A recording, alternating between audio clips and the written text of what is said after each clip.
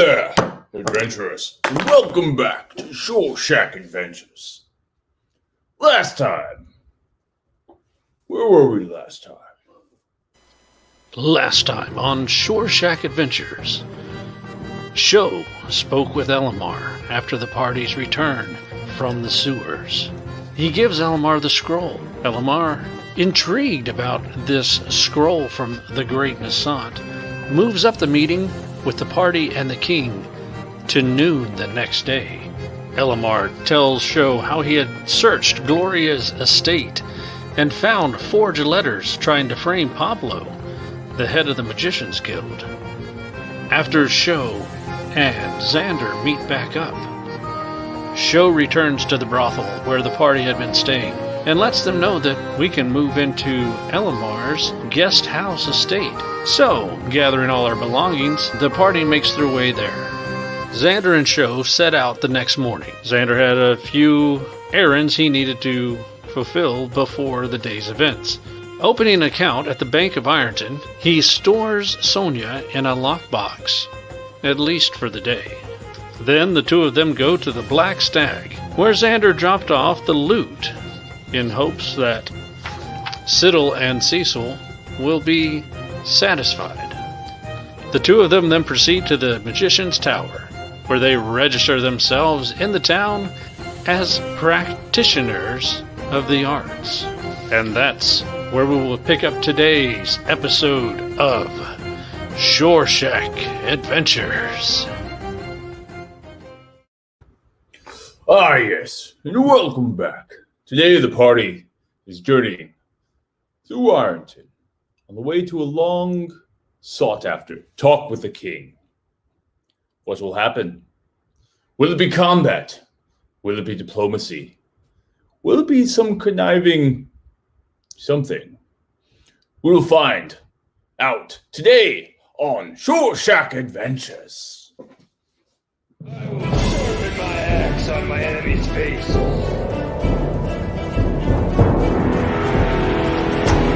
Hey, where's that gold at? What are we doing here, man? Jesus, Jehovah's Bentley, where did this fucking hat come from? It feels good to be back. Oh, that'd be so cool. Make surfboards with my bunyip. I don't even care about the gold anymore. So, it's been a busy morning for the party, journeying around Ironton, doing chores. Gathering together, Sho and Xander have talked to Elimar to gather their senses about them a little bit. Super. You've woken up this morning with a still drunken and possibly hungover Red Cloud who wasn't quite ready to make haste in the morning. But you spry sapling of a self, spried right up and journeyed around town. The memories of last night are a bit hazy in the sense that going on an adventure and not getting a lot of sleep for several days, or so it seemed. The next morning you wake up with a little bit of haze. What was a dream? What was reality? What was real? But seeing the blood and the scars on both yourself and Red Cloud next to you, you know that at least some of it was true. You wake up and meander about the town streets. Is there anything you would like to do in the morning as you awake? I would like to sing to the birds. Yeah. And how's that go? And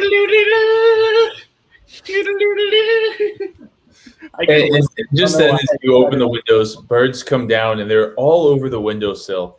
As you go, they go like the best that they can. Supa's just kind of like, oh, like this is so nice. I like it. And then you get hit in the side of the head with Red Cloud throwing some sort of clothing or parchment at you. Shut up! I'm trying to sleep. I'm like, all right, you're right. All right, I'll leave you to yourself, Red Cloud. So then I step out. I don't know. I guess I would probably be eager to meet up with, my friends, Xander and Show. So you meander around the town, listening. Yeah.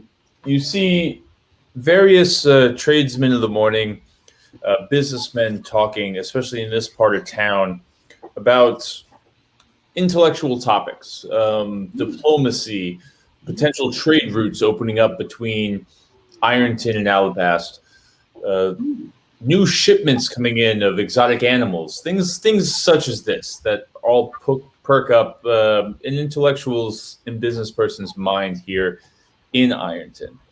Right. As you go around, you eventually find your party doing something. And I'll turn this over to Xander and Show. You guys have had a full morning. Whereabouts would Soomper find you? Well, we were on our way back to the estate after we had registered ourselves with the Magician's Guild or with the Magician's Tower. So probably on our way back. So Soomper, you getting lost in what the various squirrels and wildlife are doing here in the town, you actually find a rat who seems to be carrying a different piece of cheese every time you see him. And it triggers your intellectual curiosity of nature. You're like, wow, that is of all the rats that you've ever seen, that rat seems to have his shit on lock. He has all of these cheeses. You don't see any cheese stands, so you start following him around. And then you hear a familiar voice of Xander and Show bantering to each other. Xander, Show, take it away. I really think that you should do most of the talking today. You really seem to have the whole grasp of everything that's happened in Alabast. And that was far before my time. You, sir, you have your act together. I have more history with the party, and I can take point if that's what you think would be best for the party. But probably going to let the king do talking, too, since he's the king. Well, And I mean, he is a king, but time. That doesn't mean he knows everything. Just means he's in charge of everything. That's true. But we have a lot to learn from nonetheless, I think. I didn't even know that he was a zombie, basically, until... Well, yeah, he is. He is almost dead. And if he'd go ahead and die, my problems would be a lot simpler. Yeah, he seems to be hard to convince of that. And a passionate man, too, about his lack of grandson. So, yeah, I'll take point, but I'm going to be careful with this guy. Seems like he's emotional. And if I think of something to interject, I'll interject. Very good. Oh, Soomper. Hey, what's up, guys? What's going on there? Oh, I feel well rested. Soomper attempts to do like a cartwheel. How's the toe? Athletics check. Or acrobatics. Acrobatics would make more sense. Yeah, acrobatics. With the toe. Oh my god, I rolled a natural one. Go ahead and describe the scene. For 2 weeks. I'm sorry. Go ahead and describe the scene and have it to do something with your toe. Okay, so I'm doing a cartwheel, right? And so I actually do the cartwheel fine, but when I land, I kind of land on that foot where I had the toe taken off. And so then I'm like, I kind of scream in pain, and then I guess since it's a 1, I mean, I like pretty much like I'll like crash into one of like the stalls or whatever nearby. Okay, Like, yeah, and just then you go crash in, and there are all sorts of chocolated bugs that start just falling all around you. One lands in your mouth, and it's actually quite tasty. You feel your foot has grown wet. Oh no. I look down at my foot. It is a bloody mess. Oh. I'm like, oh gosh. And not fresh red blood, but like old, dark red. I was like, now that I think of it, when I was resting, I didn't really do much to like clean my wound. Just took it way too easy, I guess. In a closer examination, it looks like a more or less like a blood blister would have popped, but a very massive blood blister. Your toe, it needs help. I'm not going to lie to you. It needs serious medical attention. It got put on in a way, but not in a way where it would stay on for a long time. I forgot about that part, Super. We also rolled that last time too, and it was not good. Yeah. His medicine check was not the medicine check you would have wanted. It was bad. All right. Well, oh shit. I want to go see the king. I missed the ball. I'm not missing the king. All right. Super, you're a trooper. We're gonna get that tote figured right out too. You're a super trooper. We haven't gotten any like. I think that bringing the king this news, come on, we'll be entitled to some. Well, benefits. he's I'll go ahead and give him a cure light wounds on it, Okay. and at first level, just a cure light. Go ahead and roll.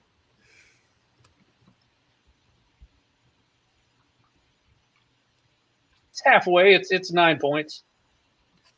I rolled a 4, so Okay. The blood seems to self-cauterize with magical healing. There's still a big wedge between where it should have been sewed on and this gnarly tapered skin that has seemed to be sewn through, and the stitches are just it's still flopping on the side.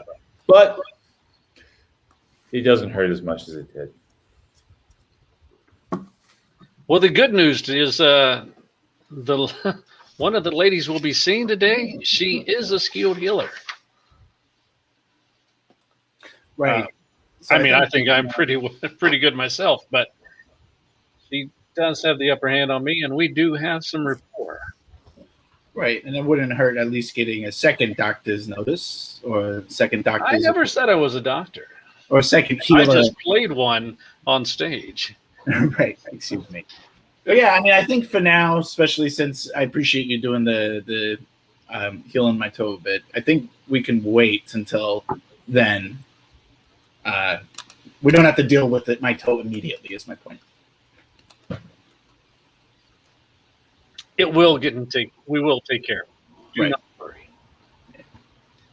I trust you guys. We got you. You're our favorite little guy. All right, so you guys gather yourselves. You're on your way to either Elimar or the king or the gate toward the king. Where is it that you guys are heading about? I know you spent some time into when Elimar wanted to meet and discuss strategy prior. So you could try to meet up with him at his place, but it will be an abbreviated period if you would like to talk with him, or meet him at the gate. That's up to you, Xander. Well, he did say that he wanted to meet at his He estate, said so he I wanted to meet believe at his that's estate, where we yeah. were going to meet him at. Yeah. All right. True.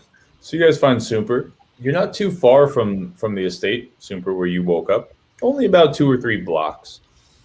You correct the stand that you felled all of the chocolated bugs. Super taking a few for the road. You make your way back to Elimar's estate, knocking on the door. It is opened with a little bit of a bustle. Elimar is sitting there, legs crossed, pipe in hand, in a very big chair in the living room. You see him. It's about time. Come on in, gentlemen. We have a lot. Well, is everything arranged to have this meeting with the king? Indeed. We shall meet him we shall show up at the gates in about 15 minutes. It'll probably be another 15 before we get audience with the king himself. In that time, I would love to discuss with you exactly what poignant topics we're going to discuss this afternoon. We have quite a few things on the docket. But I don't want to weigh on the king's ear. as he is an elder man, and his attention span will not go too far. Not to mention, he is also the king, and because of that, I don't want to drown the importance of some of the pressing issues with some of the more frivolous flavors we've gathered. Well, this problem thus is twofold. The most pressing matter for the town of Ironton, of course, is the scroll that Sho had found of the great Nassan. Indeed. However, that is not why we sought audience with the king. Remind me, what is it that you sought the audience for? Sho? We had initially sought audience with the king so as to warn him about Gloria's betrayal. And I think this is still a concern. But I have a question for you quickly. Are you aware of any advisors the king might have, or does the king make his decisions on his own recognizance? There's a few advisors for different topics. As you know, I believe, Pablo, one of Gloria's targets, according to the notes that we found, is his advisor on all matters magical within the gates of this town. He also has some strategic alliances with other advisors for matters pertaining to the island, depending on the topic. For instance, Fidor, his second son, is very much the diplomat when it comes to the orc party on the west side of the village. Depending on the topic, he has experts, as one man cannot hold all of that knowledge, and he does admit and know that. Very good. I think that his Fyodor, his second son, who brokered the... Or I'm sorry, maybe I have this wrong. Did he broker the treaty with? I thought that... No, that was him. That was him? I thought his name was Findle, in any case. I had Findle down. But in any case, he would probably be interested in Gloria's betrayal, given that I think that it is related to Julian's conniving plots, and I think Julian is probably in violation of his treaty. I have to learn a little bit more about the exact nature of this treaty that he brokered, but that would be one point that I think would be salient. However, perhaps the scroll would make the most powerful statement in the outset. Now, if this treaty was broken and that mine was being mined once again, what would be the damages from that?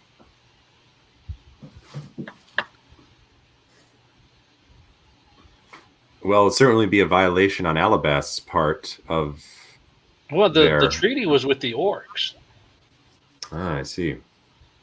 Yes. So now what I understand of this treaty, and it is a long-standing treaty long before my time, is that the heart of this island is never pierced. The treaty was with the orcs in Ironton in order to prevent that from happening. Do we have any proof that that Alabast, pardon my speech, that Alabast is in fact pierced the heart of this island in any way? No, I don't believe that we do. I don't believe we have any hard evidence of that. I have... What is the suspicion based off? Well, the suspicion is based essentially on rumors. I don't think... Well, perhaps we did intercept some kind of a message at some point that actually illustrated this. That is a conversation that I had at some point. And that was with a goblin. Now, I know what you're thinking. Goblins can't be trusted.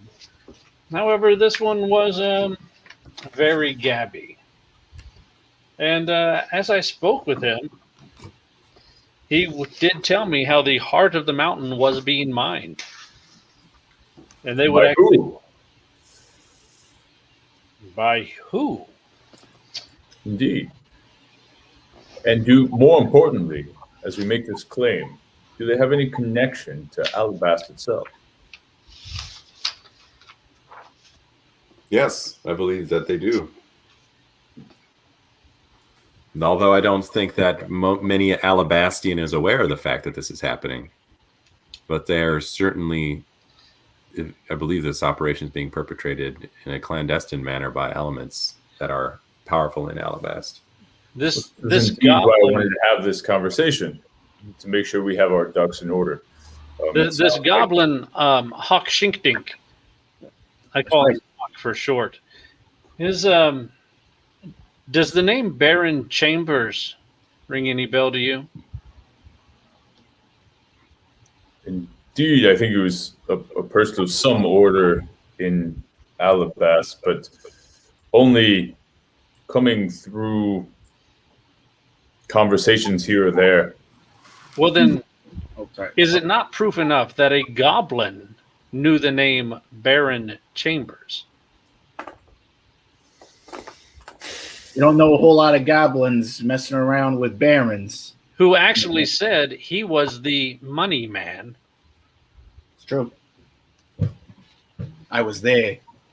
The money man in what sense? And do we have proof of this conversation or something, therefore, what's the claims proceed that we can show the king to put our foot in a place of proof before? Well, we did have like a note, but frankly, probably not the best proof just because anybody could have written this note. I'm not even sure if we still have that note anymore. Oh, I still have the note that Oh. we were sent up to Ironton for. Is that the one you were talking about? No, the one that, No. that Hawks had. Had a Oh. note like bring the money No. to the usual place is what it's. I was not present. Yeah. I don't- So I was told that there was a mountain's eye that was southwest of a group of lakes, and Southwest. that the whole to the heart of the mountain, that is what was being mined. And the mines, they were taking the magical gems and they were selling them to Julian.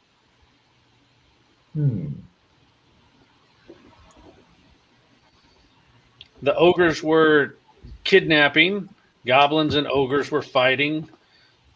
The orcs would raid goblins or trade with the goblins for gems. These are things that are in the woods that we'll have to deal with. My God, I don't want to go in there. And the gems have powers to certain people. So Julian is harvesting magical gems, possibly magical items. Could it be to take Ironton? Yes, these are great topics. And yet we can only pick one. I think this has some justice within it. I would like to suggest that we mention it as a suspicion and nothing more until we find proof of this eye of the mountain or something of this nature. I suggest in any sense we approach with a mission for ourselves, and that is to find such a place. Perhaps, and this is merely a suggestion, if you wanted to inquire about this further, perhaps you relay to the king that this has come across to you in a separate conversation and that you would like to hire us to investigate. I think that, and I'm not entirely sure, but I think that any investigation into Gloria's betrayal would, at its ultimate end, connect to this Agreed. concern. However, there wouldn't be any evidence of that yet. Although, as I understand it, you raided, I believe you told me you had raided or checked out Gloria's estate and found evidence of forged letters intended to frame Pablo. And that would seem actionable intelligence to at least launch an investigation into what it is she's doing there, which would eventually probably lead to these concerns. That might be something we would be able to bring to the king. And then he Indeed. might have to move on. And we do have letters found in her residence that were being forged, it seems, under Pablo's handwriting. That being said, she has earned being in place in certain political stature here in Ironton. The ability to face her accusers before we drop the hammer, if you will. Any additional interrogation into her manners around this town is going to be a very deep political uncovering. Many layers, such as a piece of baklava, slowly peeling each layer away. That too is a mission you could propose to the king for your party to help with.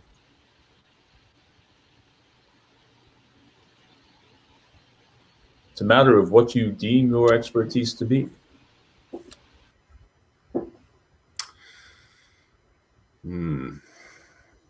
I am personally motivated and invested in discovering more about what is happening at the heart of the mountain. I would like to move in that direction. I think that would benefit our party best, and this is my interest. I'm interested in helping the king, and I'm interested in bringing to his attention what seems to be a fairly immediate concern for danger for all of Ironton, represented by the changing under the earth and the scroll of magic. This, I think, he needs to hear primarily. This, I think, would be the most important bit of news to him, and I think it would ingratiate us to him that we brought this to him. I'm sure there would be a number of ways that he would like to look at that, but they all seem to connect in my mind, because it would seem that we would take this scroll to Pablo, who is in charge, if I understand correctly, of the Magicians Guild in this town. And Pablo is in the imminent subject of being framed by, once again, Gloria. So we take him this concern, and we only have so much time, I suppose, but all these things would need to eventually be unraveled. I understand that we should have to be strategic about the way that we introduce them, but I think we would start with discussing these greater concerns under the earth that we discovered. We bring out the scroll, which we discovered in the letter from the Grand Nassat, whom he knows that it will carry weight with him. And there, I assume the conversation will probably move to Pablo, and at that point, I suppose we read the room, as it were. I'm sure eventually it will take us in the direction, but that is the strategy that I had sort of concocted in my head for this meeting. Indeed, I think that's a good approach. Now, there are some leaps to be had before we tie Pablo and Gloria to the mining of the core of the mountain, which is loosely tied to Alabast, and to be frank, might not be related at all. But we have a suspicion. Let's take the correlation of those, table that until we have further proof. We pick a place that we want to mine that proof from, whichever direction that may be. And it sounds like the core of the island follows your suit, Sho, Tutatu. And the rest of the party agree. I do. I believe if we disrupt that, then the pillars will fall and the cloaks will unveil, hiding, or who is hiding behind them. And then we could punch him in the face. Whoa, Snooper, you've been pretty quiet all afternoon. What side of the bed did you wake up on? Sorry, my toe is still all messed up, so I'm just a little cranky, a little testy. I apologize. Little testes are a problem. All right. And pushing it. Looking at the sundial, we should probably make haste. And you guys begin marching with... I'm going to leave Conan at the residence. Yes, one of the residence keepers takes him, and they seem to have a pretty nice bond between the two of them, not going to lie. You guys make haste down the street with an incredible direction or purpose amongst yourselves. You see, as you walk, with Elimar in front, positioned in such a way where he knows where he's going, the crowds seem to part as you walk through. You're being noticed amongst the town of Ironton, for sure. You eventually make your way to the gate of the castle, in which Elimar goes ahead of you and talks to the two guards that are sitting there. They don't open the main gate, but a side door, and allow you in. It's dark, but you're able to hear the voice of the footsteps in front of you until you notice another door open up, which illuminates the entire inner wall hallway that you've been navigating. You walk through the courtyard with brilliant statues and foliage that is of not this island almost. Flowers that are blooming must be out of season because it is incredibly hot. And super, you realize that most flowers bloom at the break of a cold temperature. These ones are in full bloom all across this garden. It has a certain wildness to it as well. These iron statues of shields and axes and horses with riders captivate you somewhat, but you have the mission in mind. You make your way to the right side of the castle itself, where there is a shut door. Two guards also let you in, into a waiting quarters that's well lit with candles, but also a sunroof with lights coming in, mirrors bouncing light all around from must be far caverns to illuminate this waiting space of sorts. You're all given a seat in a wooden chair symposium of 8 wooden chairs all around a table. Elimar sits down, looking somewhat nervous, but not shaking or fidgeting in any way, looking directly at a tapestry in front of him that is just pure red silk on a wall. You all sit down for a moment and have an opportunity of conversation.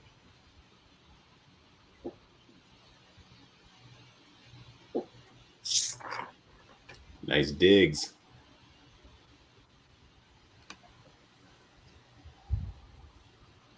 I like what he did with the lighting. Yes, we have quite the industrious engineers in this town. I'd say probably the best of any town on this island, not that there are many. But we beat the orcs, and we sure as hell beat Elimars.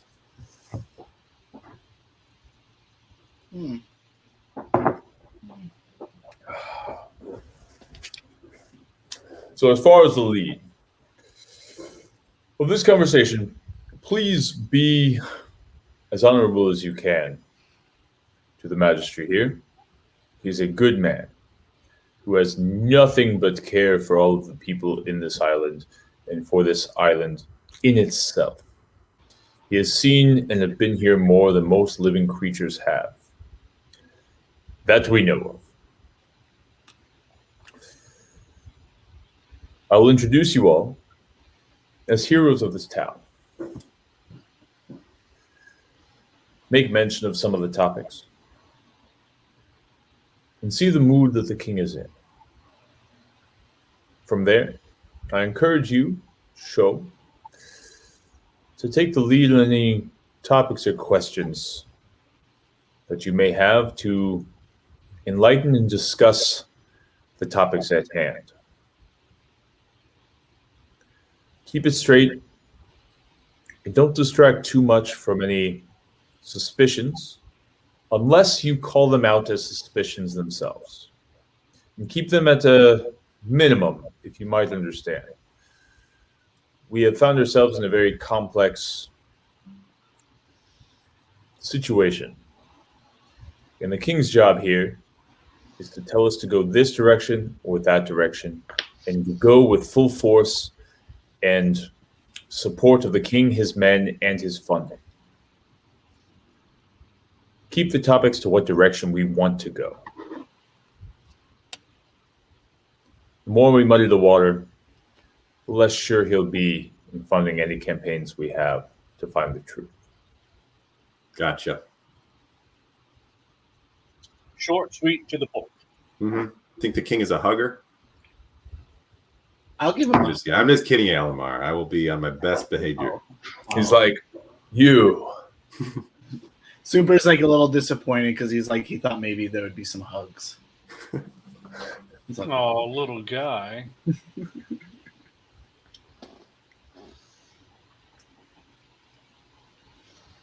All right.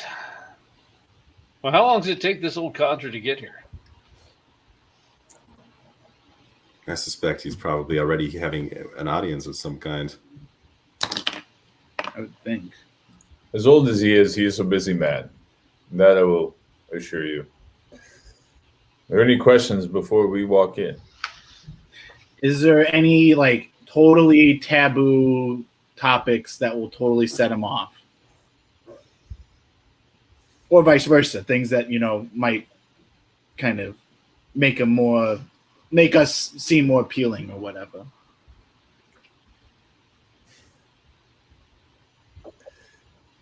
He loves combat. Combat.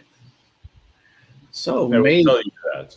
yeah. He's in an old body who is not up for it, but his mind is still very young in that sense. Interesting. We might be able to encourage him to take up arms against Julian and Elizabeth then. Potentially. We'll see if we go down that route. I believe if you did convince him of such, he would be the first on the line of combat. What about his quest for an heir? A touchy subject. I would only bring up if mentioned, but if you do so tactfully, there is some promise there. I don't know what exactly you could promise in that topic, and I would suggest you know where you're going to go if you bring that up. Oh, I have no idea which direction that would take. That being said, I have to urinate. I will go, be back in 2 minutes, and we will proceed. I'm gonna go with Elimar. I gotta urinate too. I'll be right back.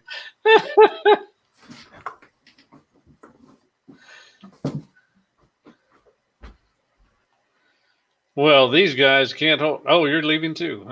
Yeah, sorry. No, I need to go to the bathroom and then check in on a bunch of shit I got to check in on. I'll be right back. Well, and then there was just Xander here all alone. Wow, these guys can't hold it. Well, which ways do we go? I really feel like we bring up the scroll. That would be the best route to take. But what could I do as far as the heir? We have Growler. He's the oldest son. Dedicated to the father and kingdom, but no wife. And it doesn't seem like he's interested in one. So, what to do there?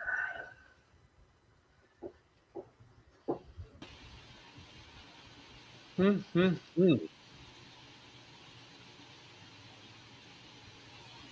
the second son, is that Findle or Finrer? How did you say his name? Oh, Findle Fidor. Findle Fidor. Ah, there's where it is.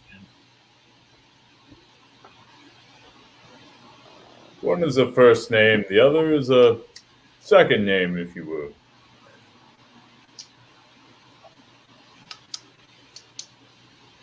In dwarven culture here in Ironton, you are given the second name when you become a man.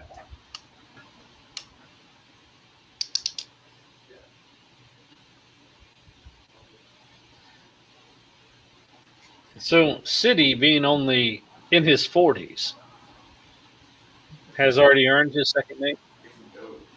He is not. Negatory on the Bitcoin, my man, but In order to earn a name, you must go out and do something of worthy significance to the town in which you call your home. Fidor became Fidor when he delivered the treaty, the Dwarf Treaty between us here in Ironton and those orcs out west.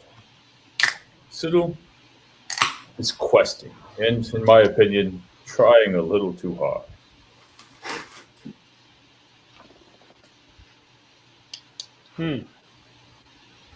So, it is funny indeed.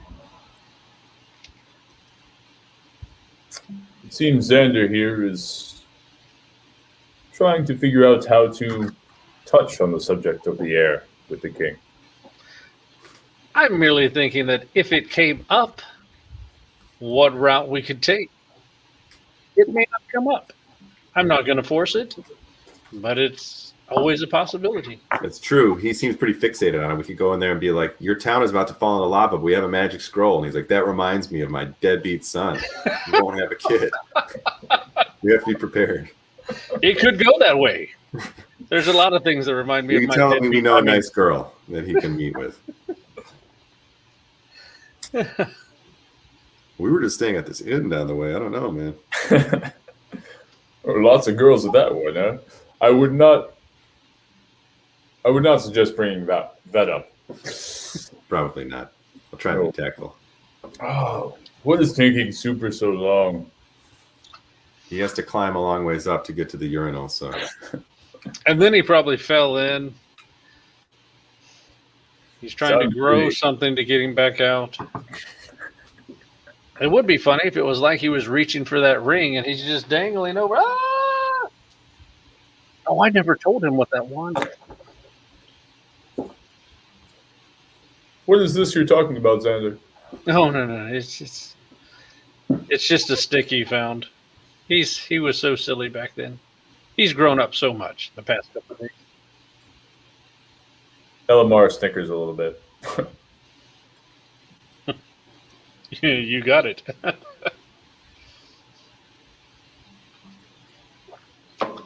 Where's my big guy? Come on, big guy.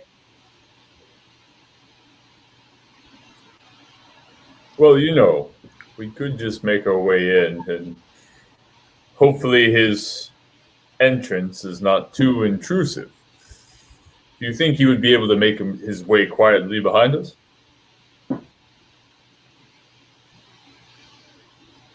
He's not known for being overly quiet. He likes to be heard.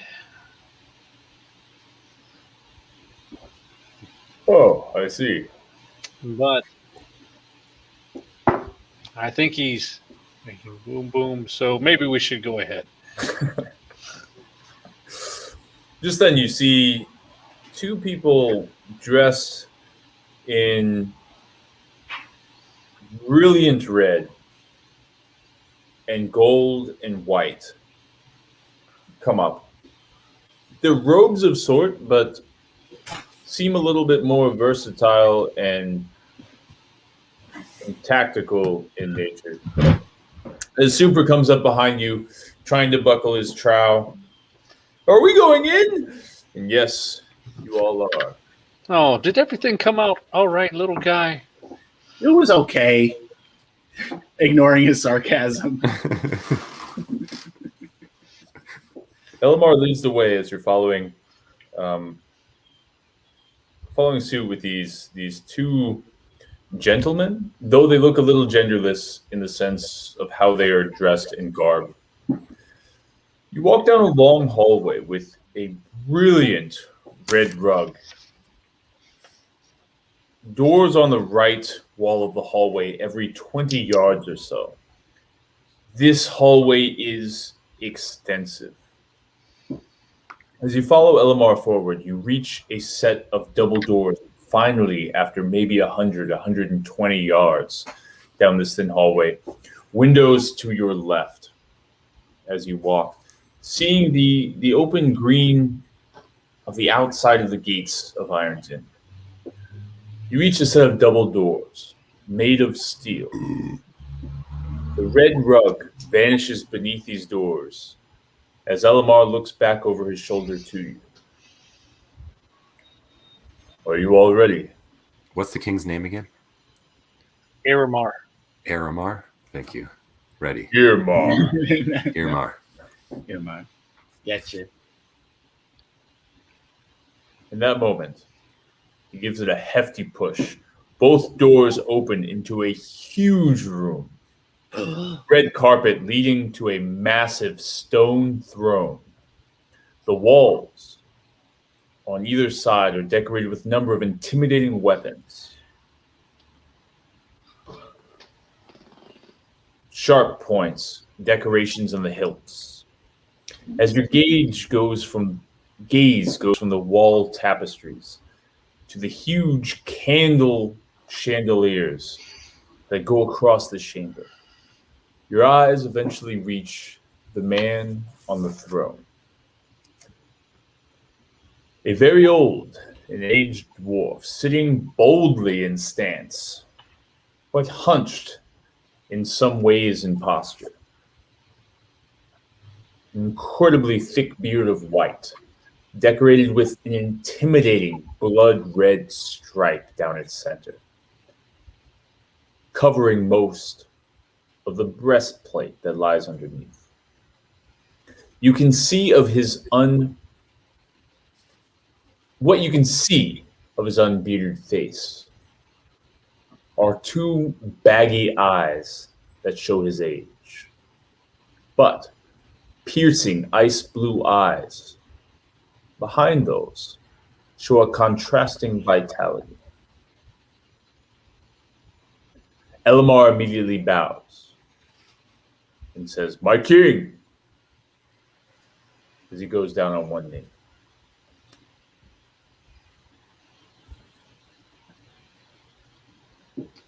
Xander follows suit with a low bow, not going to a knee, but kneeling down and all the way to the ground.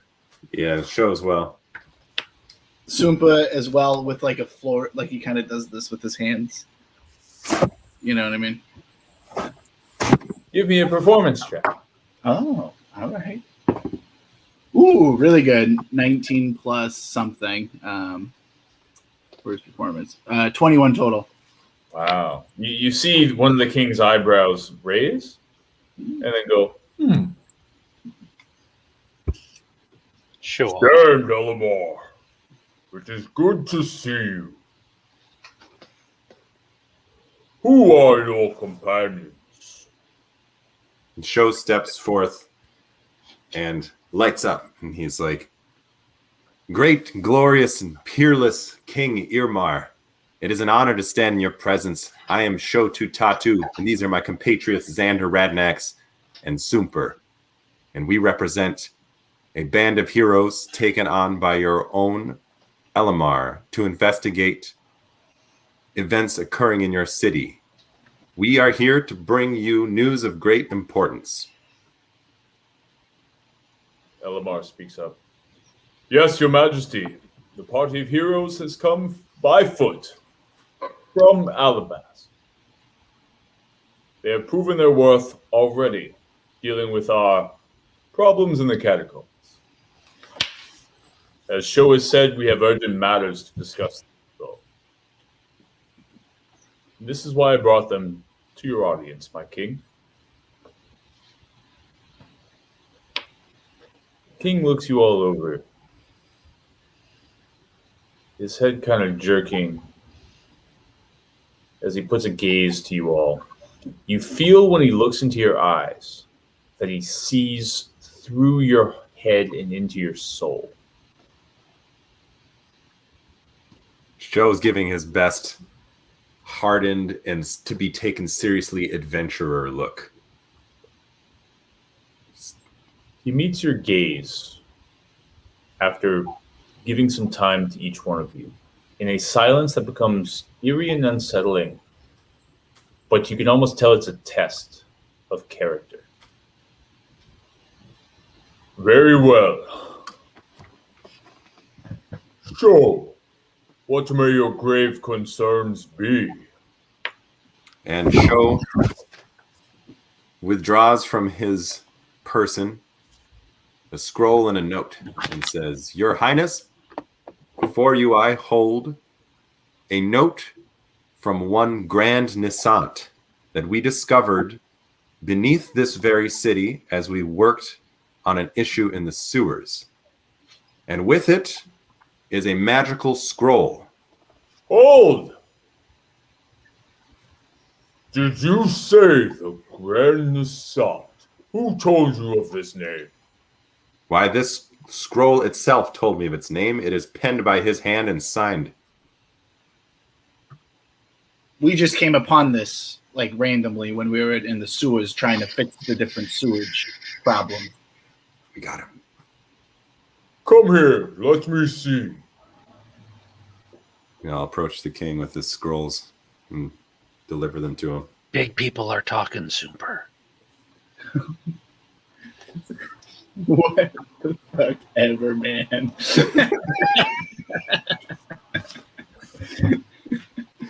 has got to blow up. I want to see Super fight Sandy.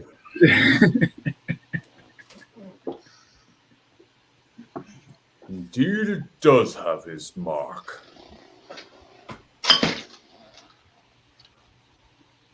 I will have this read to me, but give me the brief of what this may say. What this says, I have only just learned about, and I suspect you have an intimate awareness of. It tells of a time many years ago when all of Ironton was under threat due to the liquid fire magma that courses underneath this town. It told of a time when a magical ore was discovered, and its smelting almost led to the destruction of everything here. And it also told of the need for the magicians to combine their knowledge in order to cast a spell strong enough to contain this threat. And this scroll that I bring with it is indeed that spell, too great and powerful to be held by any single magician, but preserved by the Grand Nisant in case any such a day should come that the spell would be needed once again. It seems that this may be one of those days, as while we were under this city in the sewers, we discovered that the lava flow seemed dangerously unimpeded, and our own pathways were blocked by sudden seismic shifts and collapses in the tunnels. You see a gulp on his throat, and the way you see it is just by his beard kind of moving. He waves his hand, and some of the members of the chamber are ushered out of the chamber. Not until they leave, he looks at you and says, in a voice that your entire party can hear you, "You know a lot. A lot more than most people in this town know. Especially about our past here. Though I'm not entirely sure you know that that's the case." Sir, as wandering adventurers, we come across a great many secrets and histories, some known and some unknown. But I restate, we are adventurers. And we do not intend to divulge our adventures at any cost to people that may be such indulgences. We are here merely to seek quests and to serve those that might need service in exchange for fair compensation, and also to see these lands thrive, for they give us our life and abundant living. Aye. You and I share that desire. If only this land would do the same justice to me and this withering body in which I hold. You mentioned the Grand Nassant. How much of him do you know? Only as far as that note told us. I know very little of him. Well, I've met the man. And for all that we have here on this island, all that we've been able to keep together, I owe it to him. You see, many centuries ago, this was a mining land.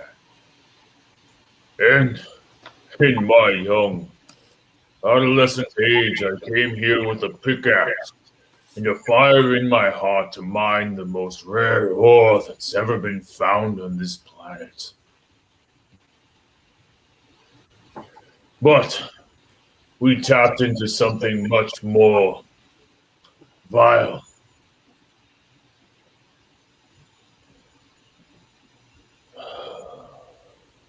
In a moment, Grand Nassat had come to quench this unquenchable fire and put it to bed. And asked me, why me, I don't entirely know. He asked me to take hold of this town,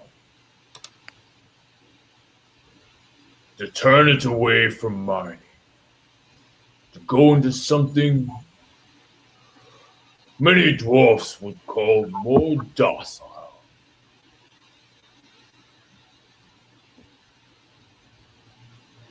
It was an interesting task to undertake, not an easy one, for it took me 200 years to turn that ore thirst around. For you must understand, the dwarven folk like ore, and like fish much less. But this is the task that put me as King of Ireland, and developed this town from a small encampment of tents into the vast walls of what you see today before you. I know of the Grand Nassant. We have met. And he put at bay a ferocity that was awakened here beneath the crust of earth that we stand on. He is the only reason that this island, yet maybe the entire world itself, still stands.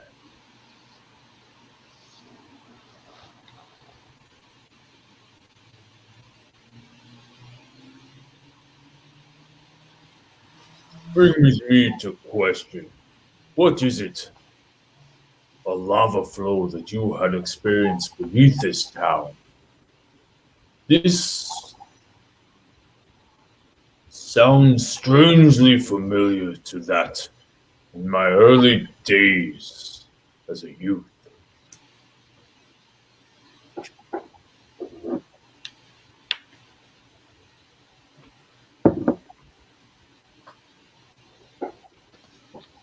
What did you see beneath this town?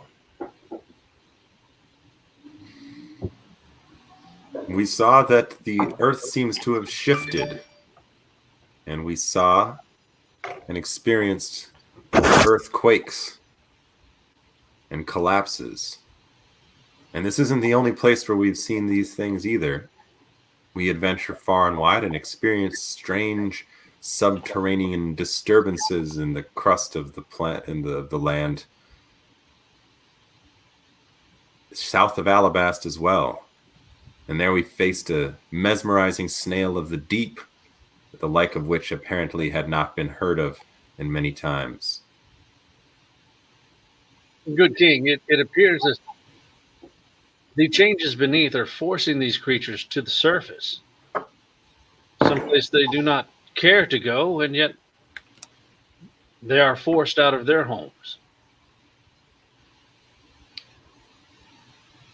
Ah, indeed, we felt the earth tremble, and I had a funny suspicion in the bottom of my anus that this was, in fact, what I had feared. May I inquire, good king, when the Grand Naissance came, what is it that you dug into and found?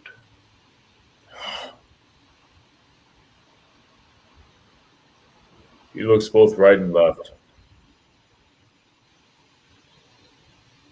There's enough myth out there that I can talk about this in hopes that it will not spur a curiosity in your guts.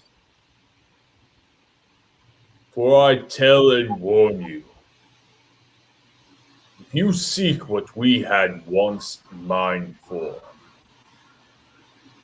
all that is good might indeed come undone.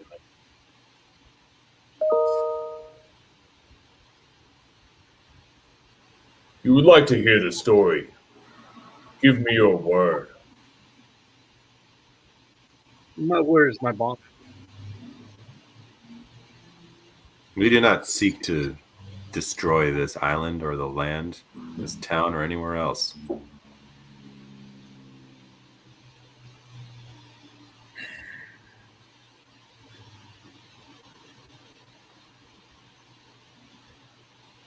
He sits there for a moment, silently pondering in his head. You can see potentially what different avenues a conversation about this could take the future of you, of him, of his children, of the kingdom. And says, finally, maybe it is of my old age, but I believe somebody should hear this. So history does not repeat itself. Yes. Yes, that is the reason.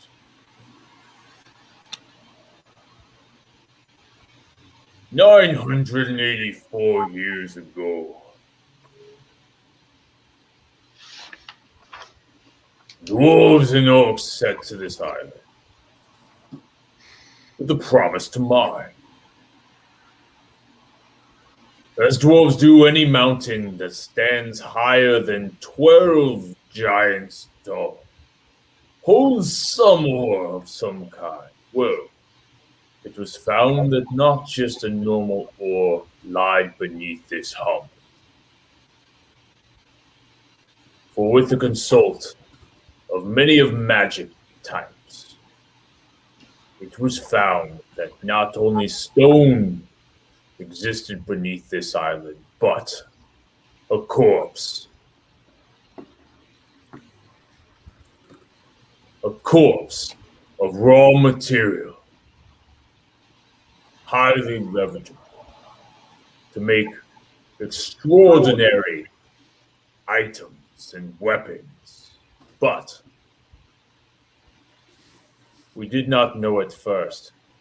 It was the sheer core, the sheer meat of a titan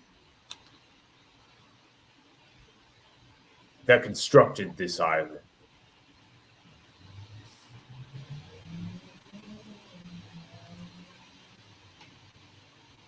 A stone titan apparently makes a very longed-after substance in the meat of his flesh.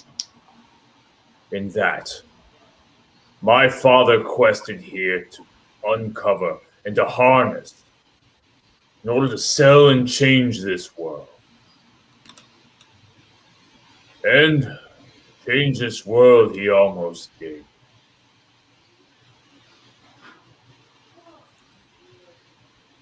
who did not realize the power that felt in such a pure,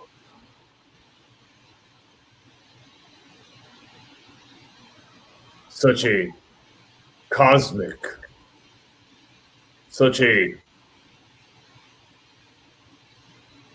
material that was connected to more planes of existence than just here on this land that you see here before you, but with threads woven into other planes of existence, with other creatures, puppets, and puppeteers, all combined into some cosmic reality that which lies beneath this island.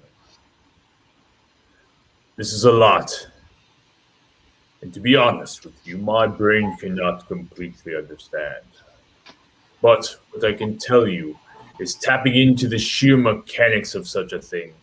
Once we got just a mere fragment, changed space, time, and gravity around it, wherever this piece, this shard went. It was once we broke the first piece off, that the island itself began to erupt inward and outward. The dwarves, my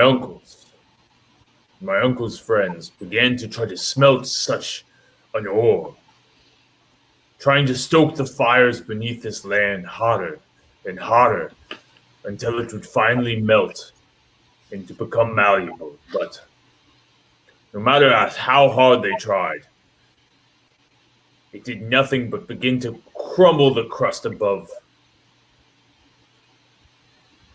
They used magic and a whim here and there. Whoever the highest bidder was created concoctions to heat the magma beneath this earth hotter and hotter, trying to melt these shards.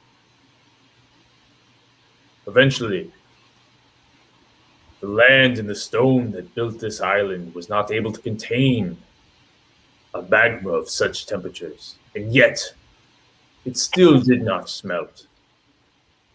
It still did not crumble or become malleable in any way. But in the endeavor to make such ore into metal, the entire island itself began to crumble.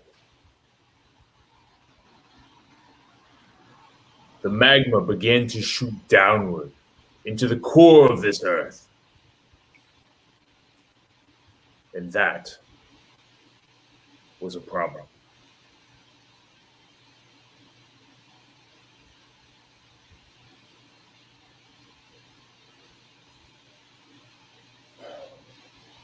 It turns out, when we finally called for help, much too late, the great Nassant and the great majesty of magicians came together and found another use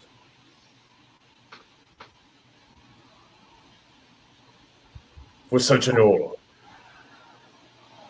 leaving it where it was in the earth, had used it for a mission in their own eyes.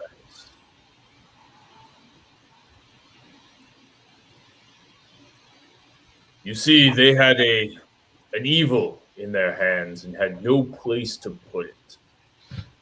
A puppet master, if you will. There was no prison that they could find that did not keep them in all of their wits, attentive, keeping this evil puppet master at bay. But eventually they banished this creature into the core of hardened Titan ore at the center of this island. And this was to resolve it all.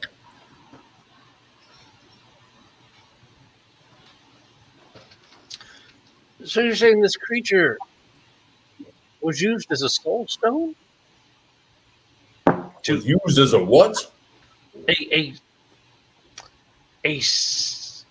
means to trap a being? Not a being, but a sure essence of pure evil. Well, evil itself is something.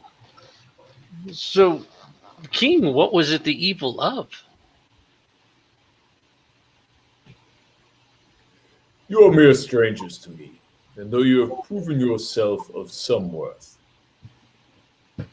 I must tread lightly in this topic, as I'm sure you understand.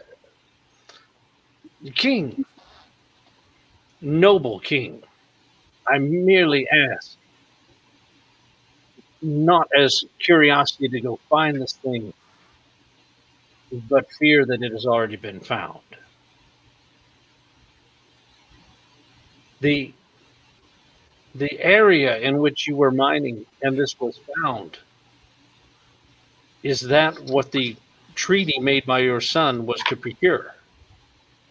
That area is no longer mined. Ah, you've not been in my town for very long, but yet you seem to have grasped its entire history from the manifestation of it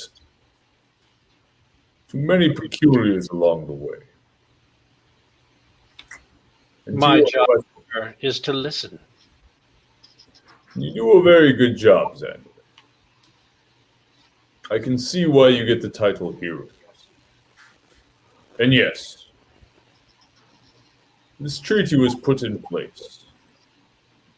Us in Ironton, and the orcs on the west side, to be protectors of the entrance to this core. Call it retribution in a way. We came here to dig. We were put as protectors to make sure nobody else does. That was the treaty with blessing of the Grand Assant.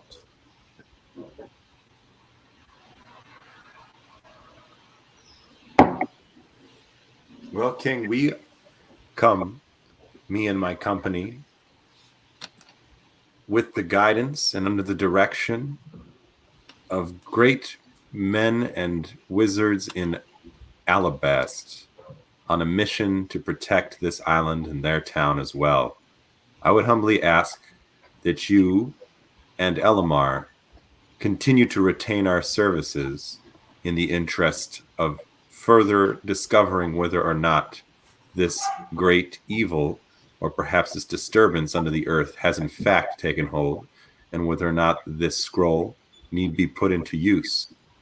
We, I believe, I speak for my whole party, would like to see this mission through and feel that we are more than up to the task and have proven ourselves many times along the way to that effect.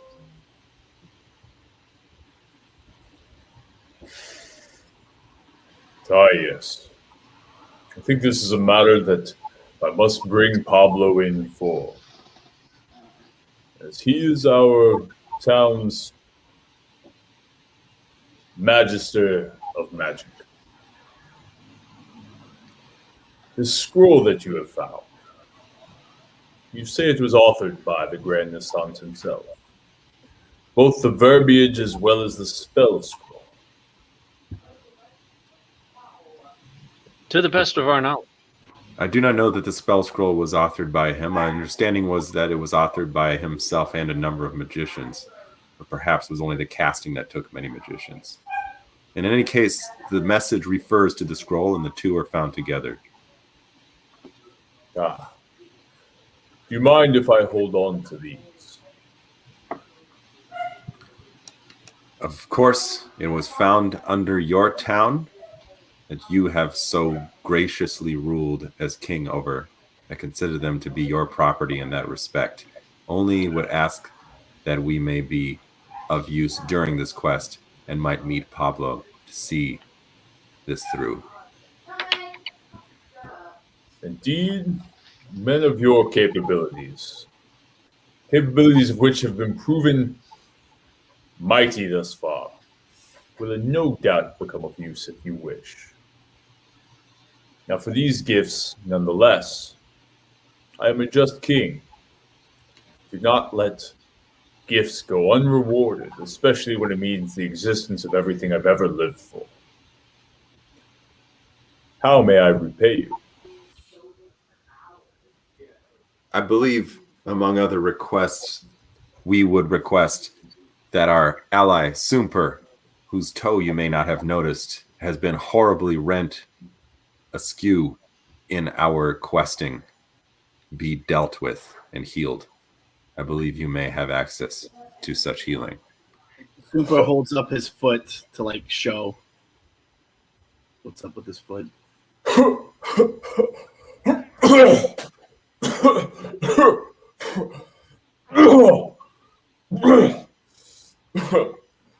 Oh, pardon my laughter. But yes, I think a toe is the least I can do to reward you in such a manner. Noble King, I do have a request if you have a moment. Speak.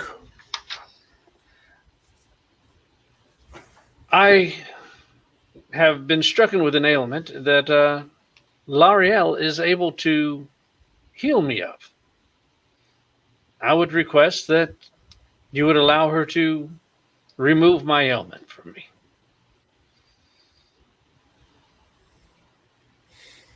He looks at you hard and long. He looks back at you, Sumper, hard and long.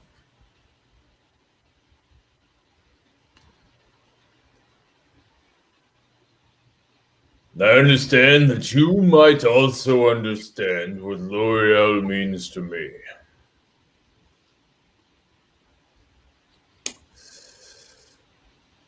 And though I am not in the shape that I once was, only being able to swing a single battle axe now,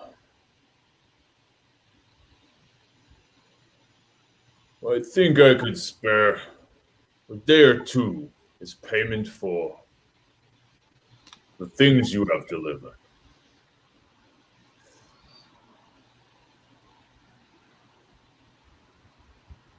In one day, go to L'Ariel, and she may cast something on one of you. A week later, 7 days, she shall do the same. None more, none less. Fair enough, and very gracious of you, Your Majesty. Very gracious of you, my party of heroes.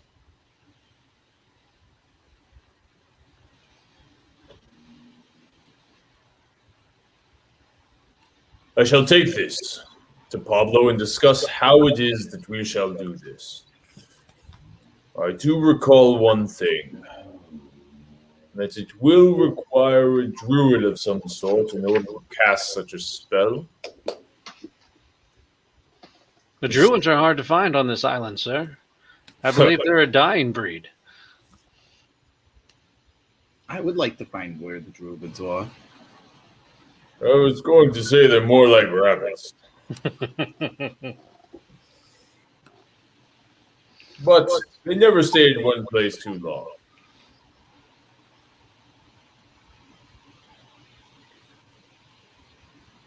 We shall take this and deliver some manner of expertise into what we shall do next to the core of what's going on underneath this land. Elimar begins to speak up and says, "Sorry, Your Majesty, there is also more. For the original quest of your audience had nothing to do with this note that they found only yesterday. There's more going on here. beyond political upheaval in Alabasta itself, which you might have recognized, and Gloria being a bit of a hooligan,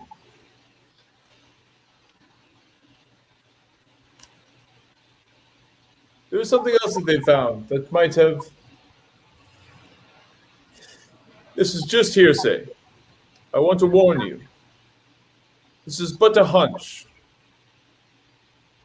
But it seems that the treaty in itself, in the binding contract that you prevent the mining of such places in this island, may indeed have been broken. You see his fist come down, just speak.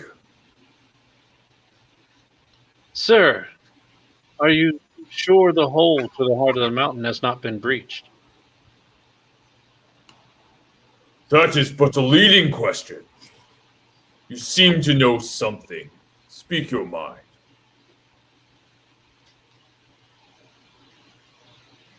If you wish to hear what I have heard, I shall relay it to you, sir. When I came across this party, they had a goblin in their possession. I befriended the goblin, made him think I was his ally, and he spoke with me and told me how that they were mining the hole to the heart of the mountain, removing gems and items from the mountain and selling them, sir.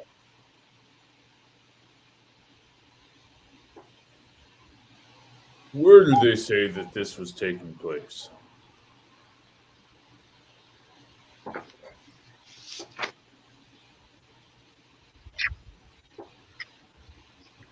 Forgive me, but to trust a saying of a goblin, my kind and their kind don't seem to see eye to eye. And I Rather grant that speak. exactly, sir. A goblin cannot be trusted. Perhaps he told me the mountain's eye, and that it was located southwest of the lakes. You know the island far better than me. Is this the area that you refer to?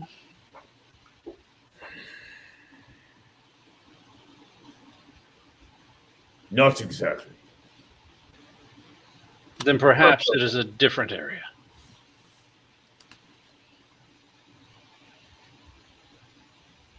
He looks up and begins to run through something in his mind. Give me an insight check.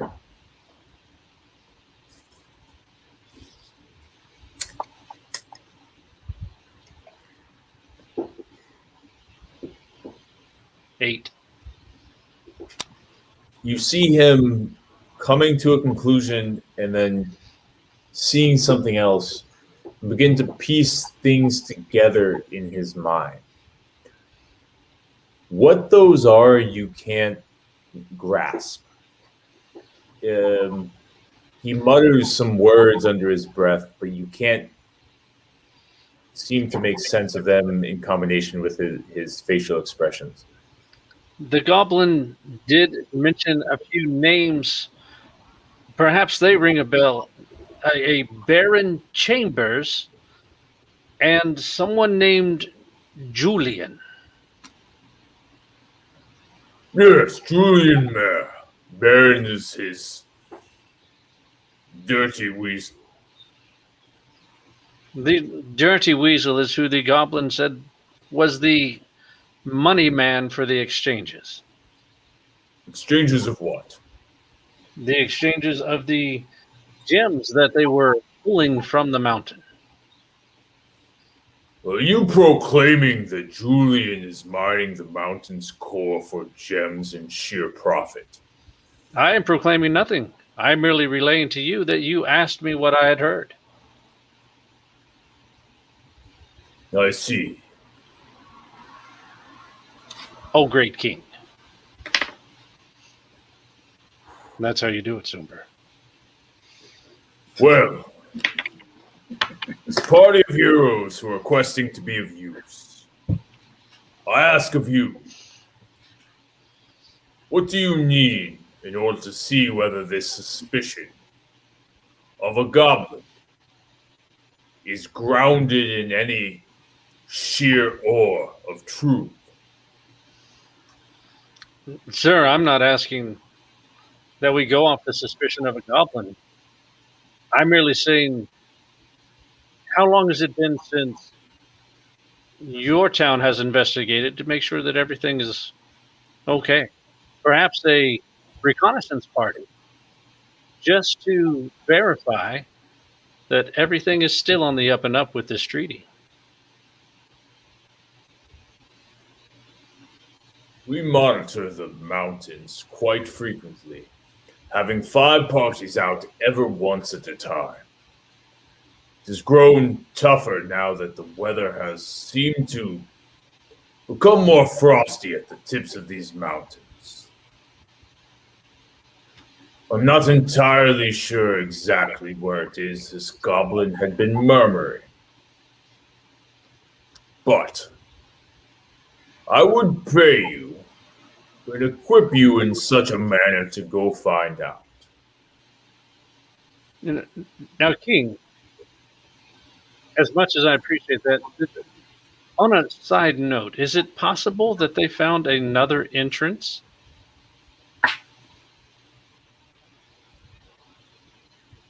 I feel like you read my mind. The entrance in which we know of is guarded by layers and layers of protection, both in a druidic sense, as amongst many sorcerer incantations. I definitely wouldn't want to go that way. I'm curious, though this may just be a simple mine. The gurgling under my city seems to speak otherwise.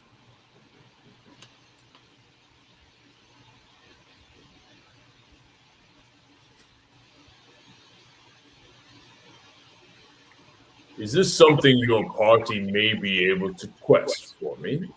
Or should I put reconnaissance on the mission? I Dear think it King, would be show our is a honor. good answer. I think it would be our honor to serve as such a reconnaissance party for you. We could leave in 8 days' time, sir.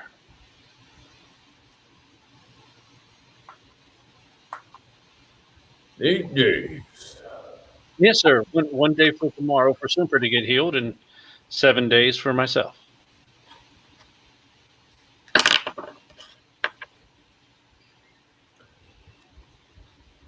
Xander, oh Xander. I feel like I've known you for some time. Very well.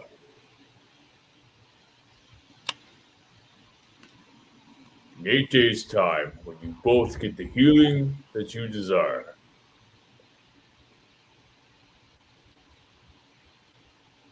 you shall make haste.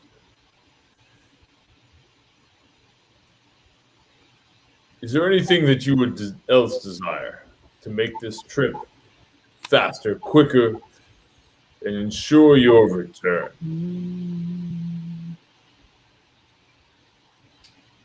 We would require steeds, mounts, provisions. Mounts and provisions will be granted. Show? I need nothing but an adventure. All right. You shall perhaps- make haste as soon as you are all healed. Super, That's me. 10 toes are better than 9. This is true. And I would like for you to make haste both there and in your return. Anything for you, my king. And this is merely an investigative mission, correct?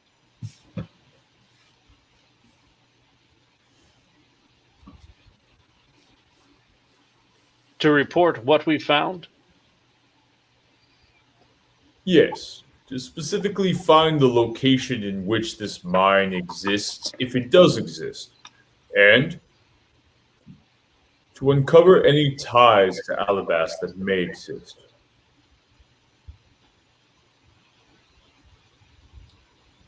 Four, we have just sent a party down to Alabast in a diplomacy agreement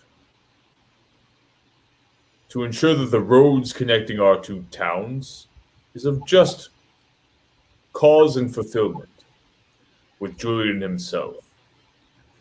I had sent my men just this morning, and they will arrive in Alabast in 2 days' time before we build such a road.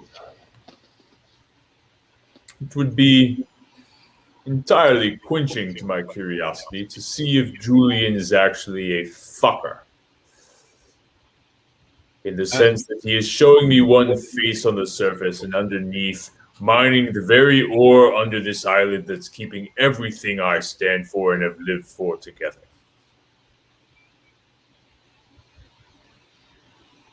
Then, King, I hope you find exactly what you're looking for. And I hope you find exactly what I'm looking for.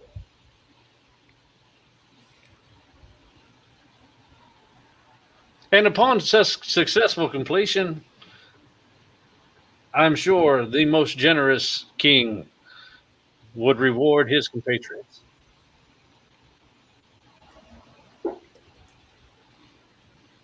Yes, for that, with what you offer, I have no doubt that my purse will be overflowing with generosity.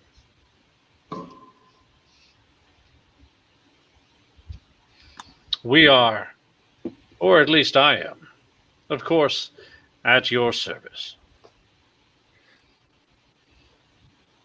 Soomper, you can talk now.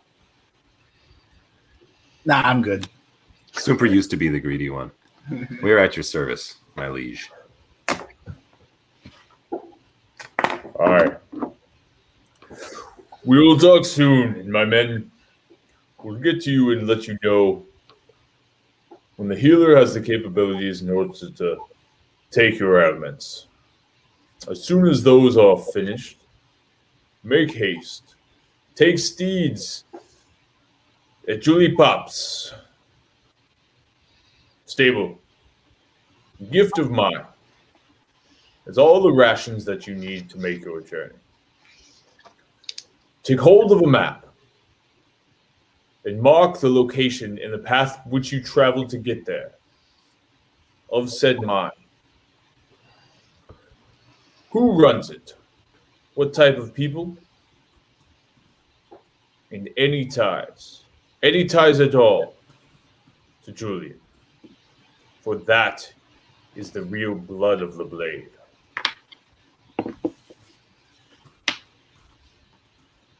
You come back with any information at all, you are of use.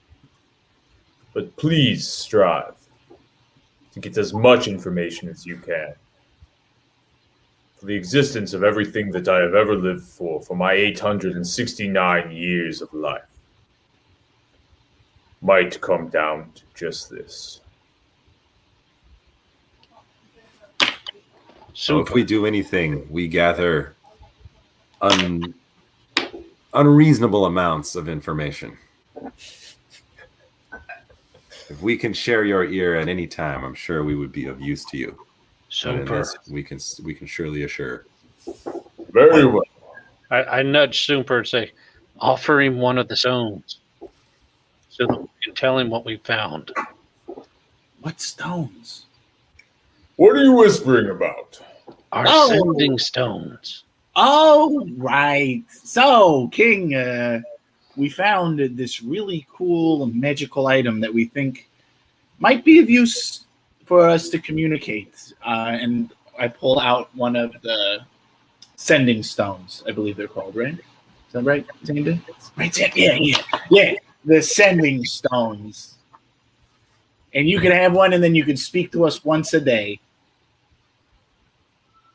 That Oh, way, sir, sure. as soon as we find something, we can let you know immediately. I will give this to my head of house. And that way, sir, if something happens to us and we're not unable to return, at least with our dying breath, you will know all that you need to know. Wow. This truly shows where your heart lies.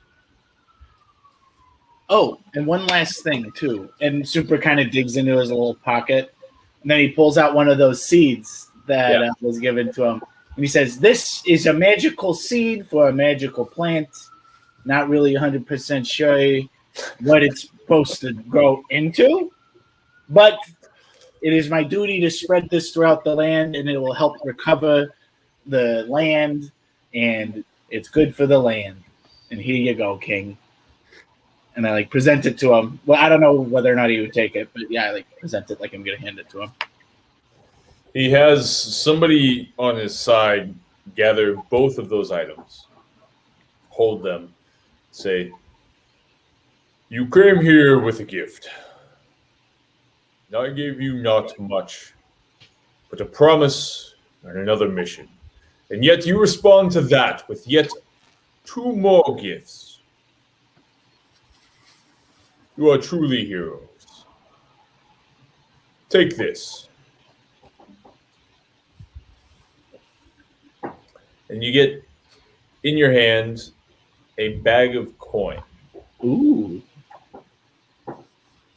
Thank you. I don't even count it. I just thank you very much, Your Highness. Xander will take that from Super's possession. So we've had some poor experiences in the past with him holding this. So show the mask, and I'll tie it on my belt. I'm like, all right, that's fine. And I'm over it, but I understand the reservation. So I'm like, all right, that's fine. You can take it. Show's just standing self-consciously, looking at the king.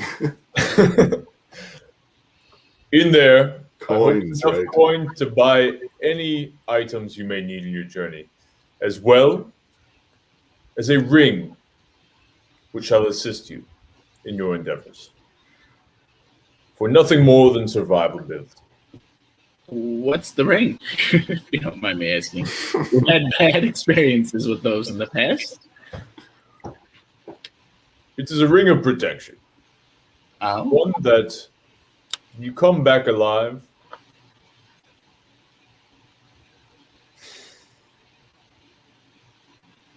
There's great sentimental value to me.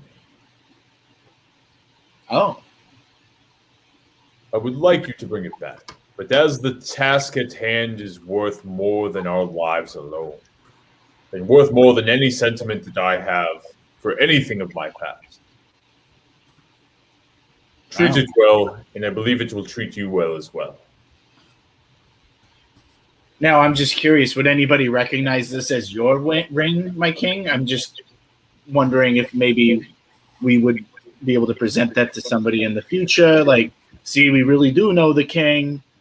We're not going to be going around saying, hey, we know the king and stuff. Like, stop talking, Super. And I have been advised I should stop talking. Thank you. And then I do another bow. Super, you have great foresight. I mean, I can see where your head goes as an adventurer. And yes, it does have my insignia written on the inside of this ring. And for that reason, please keep good care. If anyone is to ask, you are under my employ. And you can use this as proof. Super would hand that to Sho. I believe Sho would be the most responsible party to hold it. Thank you. So, Super, you would dig into Xander's bag, and then you would grab the ring and give it to Sho. Yeah, and I say, this one's for Sho. That's what I say. I don't care. I'm just doing this all in front of the king and stuff. Sure. You know how Super is. And Xander's thinking to himself, this is a bad idea. All right, so you are given a ring with a brilliant white stone on the top of it. And I immediately just put. I'm just kidding. I just put it in my pocket. That fucking dazzles in itself and is blinding in a way, even in the candlelight that illuminates this room.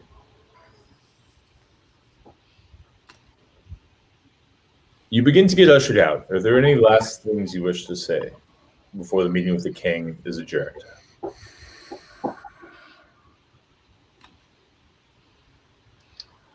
$400. You look more like 200. No, I'm just kidding. I'm not gonna say He's that. 800. Shh. Yeah, right. Okay, that's even better compliment then, I guess. Your Majesty, we appreciate your seeing us on such short notice.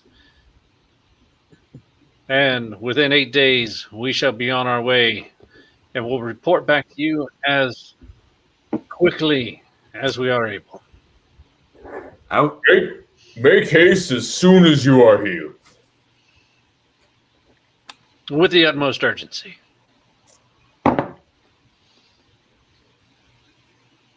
I would like to say, your liege, in parting, you made a mention of the amount of information which we had gathered, and I'd like to make a little bit more of that, possibly of use to you in parting. We have come across many types, and many of those types have been fiendish and conniving, and among those circles we have heard mention of one Gloria that we have seen here, apparently your employ. I don't know whether or not her dealings with these types of people are under your auspicious gaze or not, but I should only like to bring to your attention that her name has come up in some questionable circumstances in our past, and that if you were not aware of that, to only make you aware of that as one more parting gift. Well, Sho, I do appreciate your concern. And yes, she has deserved my gaze already. And from what I can hear of your suspicions of Julian, deserves even more of my attention. We are looking for her right now to bring her in for question. The plot is indeed very thick, and I pray that that has nothing to do with the quest that you are on. Very good.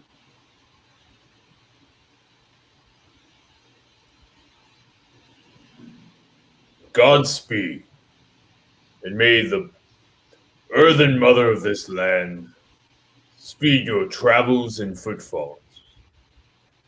May the gods look down upon you, and let your swords swing justly, and land in the throats of anyone deserving. And let them know for which the king that you speak of, as they fall into the depths of this earth.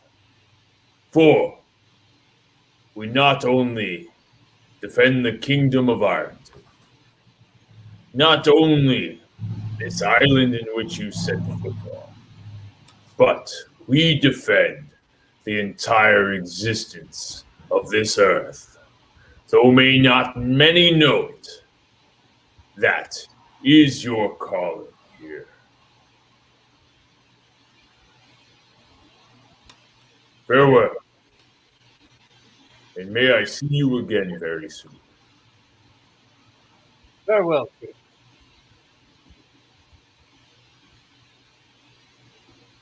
That moment you break and the door is shut behind you, and you are faced with that obnoxiously long hallway again that seems to go about 150 yards.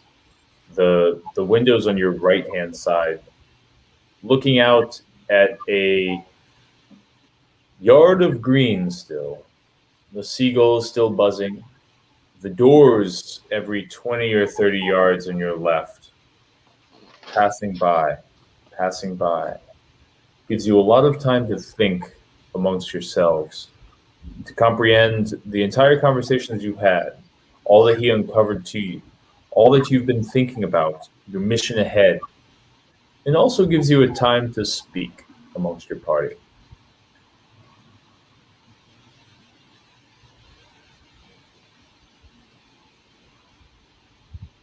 That went well. I thought so. It You got yourselves a actually went a quest. lot better than anything I can think of that we've done in the past. I mean, I was kind of expecting this, to go and turn into some sort of dumpster fire, but I was really expecting a shit show, and yet it actually turned out pretty well. I'm glad you guys kept your hunger for gold at least at a manageable level in front of the king. It certainly was not embarrassing at all. That was good. Well,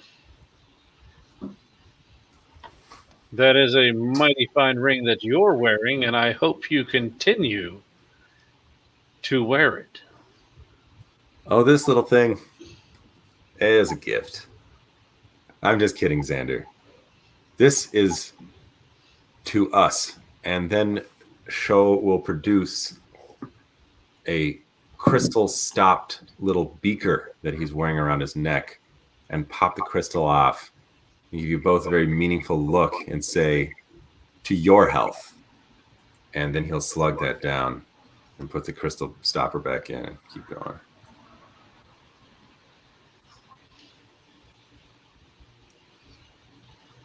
Well, that wasn't weird. All right. Well, And Super, I guess you didn't know, but you did notice the show had been wearing a necklace of sorts that was rather pretty earthen, wearing around somewhat new. But you also notice that the show has a lot of new trinkets that he pops on and off, kind of throughout the day even. This one, though, apparently is a vial of some sort that he had consumed the sustenance within.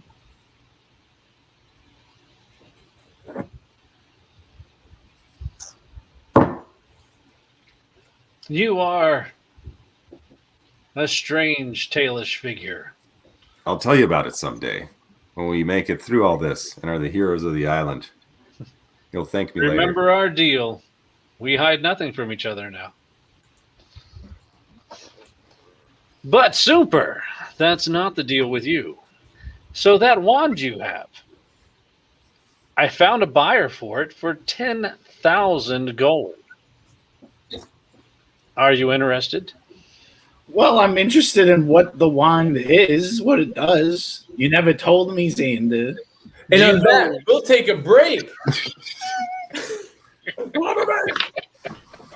Coming back.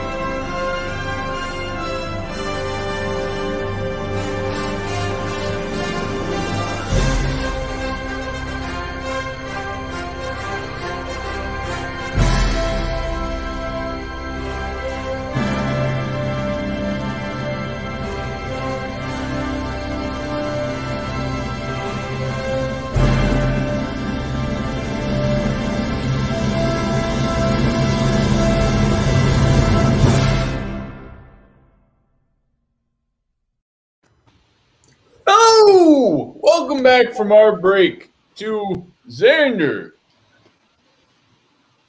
Just me. Yep, just Xander.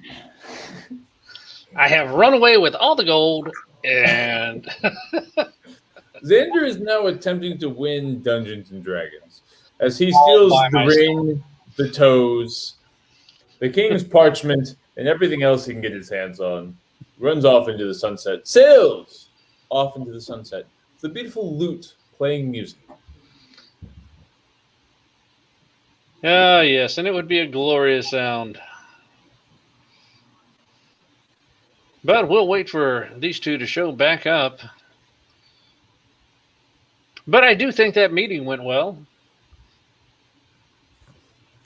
Yeah, it was interesting. You guys left with a mission of sorts. I was wondering, as a dungeon master, this is a quick behind the scenes before we actually get into the game. This is like a Critical Role little shout out, a little behind the scenes kind of thing. I was wondering how that would go, and it was really interesting that we had a conversation before and kind of laid out maybe 2 avenues. Mm-hmm. I can give you full clarity that I had 0 avenues going into this as to what the outcome of said conversation might have been. And to the point where we started this today's episode, and I was wondering, like, oh shit, I have no out to where this conversation is going to go at all.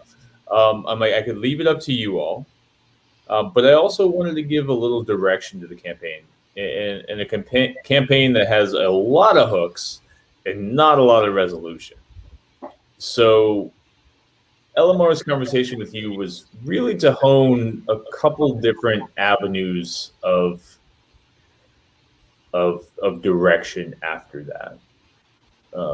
How did that all conversation go with you? How did that feel? Because I think I steered you in certain directions, but it was very much on you to determine what courses were going to come about.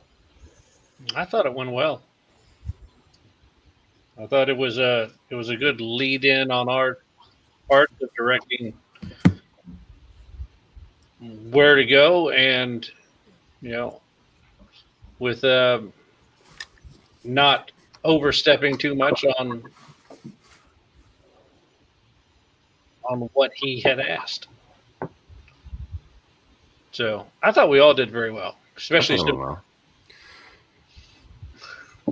thought it went well. I like the way that you played the king. I feel like it was convincingly that he was a new character, like that it was, you know what I mean? Like he didn't bring in a lot of awareness of the situation, which I appreciate. So kudos on that. I thought it was a fun interaction to have.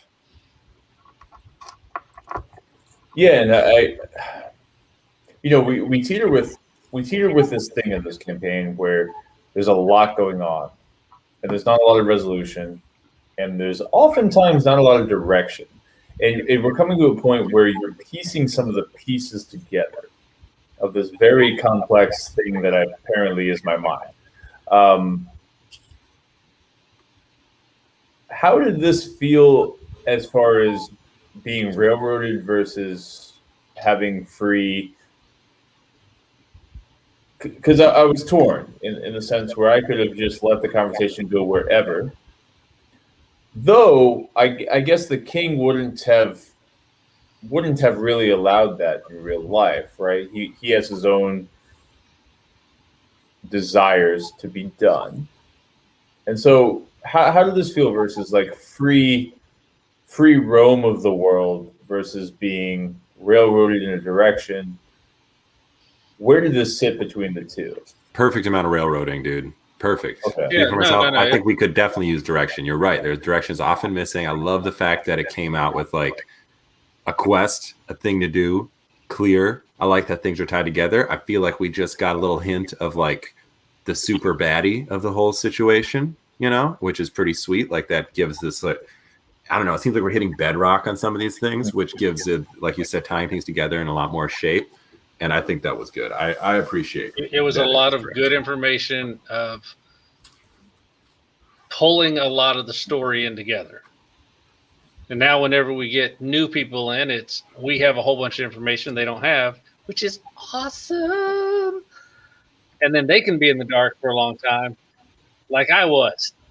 I would love to get. I think maybe we should do this one week where we can't all meet. Is we should just get Show's perspective on the entire campaign, and then Xander's perspective on the entire campaign, and then Super's, which would be incredibly entertaining, perspective on the entire campaign, and then Red Cloud's perspective on the entire campaign. And then we could just play them like back to back and see what the fuck happened. Yeah, I think that would be extraordinary. Definitely. Yeah. All right. Welcome back, Super. And the party is all together. Navigating the castle, you eventually begin to get escorted out. The drawbridge comes down on your exit. Funny enough, it didn't come down on your entrance, but drawbridge gets lowered on your exit. You leave and make your way back to Elimar's establishment. What time is it? It seems that Elimar is pleased with what everything has gone down. It is about 4 p.m. All right. Maybe 3. You met him around 1 o'clock by the time you got in there. You had some conversation. There was a lot of dilly-dallying, as there are with any king. And you made it out about 3 o'clock. All right. So how far would we be from the Black Stag? From where we're at right now? I'd say about a 15-minute walk. All right.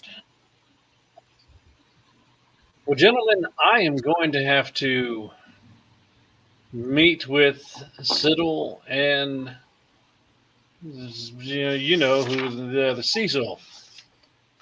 It is a promise that I've made, and plus I need to retrieve my loot. It is very important to me. If you would like to accompany me, I would be more than happy to have you along.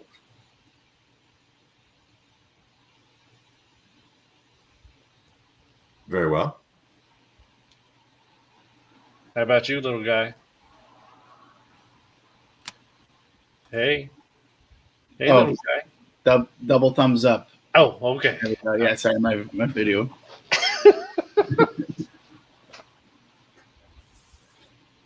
All right, and we'll talk and walk on the way over there, and I that's where I'll tell him it's like, oh, and we got offered 10,000 gold for that wand there, Super. Well, what does the wand do?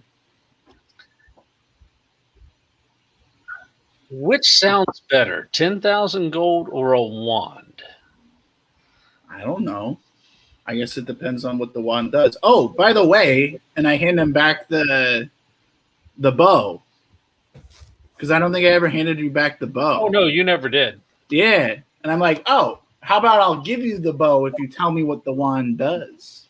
Yeah, and technically to be clear, the bow does belong. Super, you have the wand and the bow. Right. Yeah. No, I know I still have the wand, but I'll give you back the bow if you tell me what the wand does. Very good.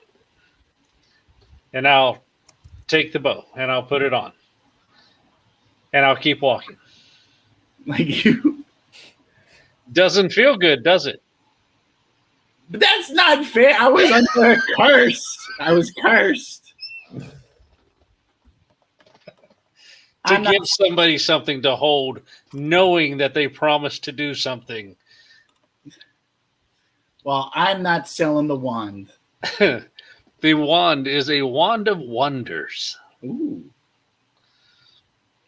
Wow. It has 7 charges, which can replenish per day. Oh, okay. What it does every time you use it?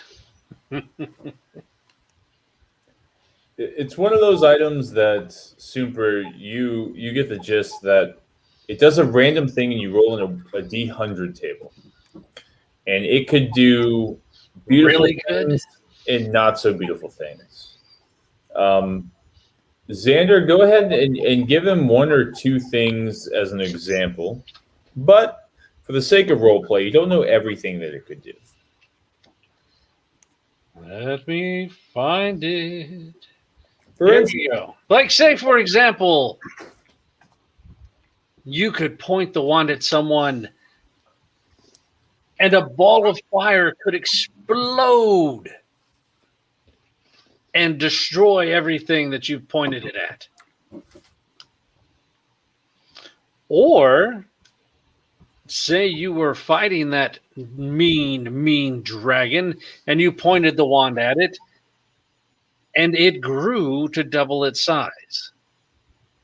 Oh shit! So it's you never really know if it'll benefit. Who's the guy that's interested in buying it? Or person, lady? Whatever. That's a fun store that Show and I found. We found a black market of magical items. Indeed. Interesting. I'm just afraid that this might fall in the wrong hands, you know? I think it's already in the wrong hands. Xander fucking zings. Xander. That was a good one. I don't know. I mean, what do you guys think? Well, I mean, it could be a lot of fun. I can take care of it. We can just get rid of it. Uh, We're going to have so much money soon.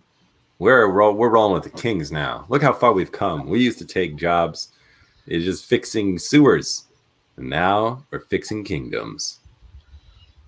This is true. You know what? I'm going to keep it and use it maybe like if we're in a sticky situation. I don't know. That could make a sticky situation a lot stickier. I don't know. Speaking from personal experience, I'm a little paranoid about magical objects that do random shit. I don't know exactly what we could spend that money on, but now you're talking about using it when things get crazy, I'm a little like more in the camp of sell it. Maybe I like it when things get a little crazy. That would be understandable trauma since you almost got killed 9 different ways the last time we had a fight. This is true. but your toe's going to be fixed. You're going to be fine. You won't walk with a limp anymore. And you'll get a third of the money. So you'll get 3,000 gold. I like how Red Claw just got written out of this deal.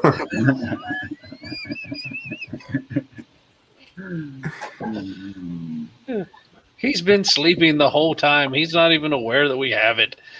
Well, I think it'd be nice if he got a share of the gold. It could help. Okay, fine, Super. You'll get 2,000 gold. 2,500. I know maths. Nice try. Roll intelligence. No, I'm joking. Roll intelligence. Well, before I agree to anything, I would like to meet this character. No, he seems to be a magical dealer, magical items dealer from across the sea. So, and he gave us where he was staying, and we can meet up with him. He was interested in this, and perhaps even in this bow. I'm willing to sell the bow if you're willing to sell your wand.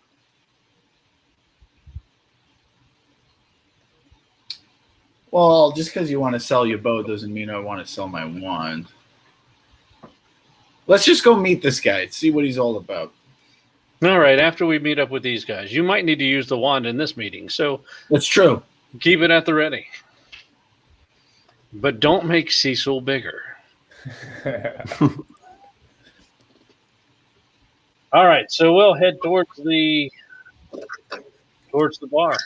Yeah, so as you guys are moving toward the Black Stag, the place where you met a damsel in distress of sorts. The same person who had mentioned this green glowing in the horizon that you've come across many times. Xander, you maybe not as much. But the rest of you have come across quite some time. This is the same bar that you're heading to. But on the way there, you head through many market squares. You see gentlemen of high esteemed noble clothing sipping on cappuccinos with their fingers up.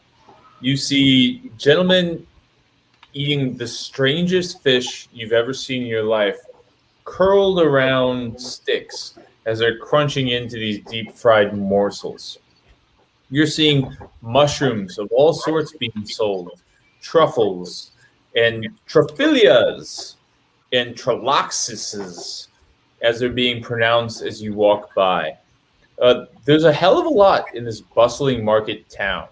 Now, for once in a long while, you actually have enough bandwidth to take in how big of a market it is here in Ironton. Who's doing what? How are you guys traveling? Super, is anything, what would catch your attention as you're walking through? Xander, what's your kind of mission here? And then Show, let's do this piecemeal. Let's go Super, what is it you're doing? Show, what is it you're doing? And then Xander, how are you trying to potentially corral them, or what is it you're doing? Xander is just thinking in his head the different courses of action this meeting can take and what he needs to do to steer it the way he needs it to go. Super, as you're walking through all this, is there anything that catches your attention, or are you focused? How is Super walking about himself? Just coming. Well, you say there's a bunch of mushrooms. You'd be interested in what those are all about. Okay. He's a fan of fungi. Oh, yes. Okay, so Super walks off a little to the left.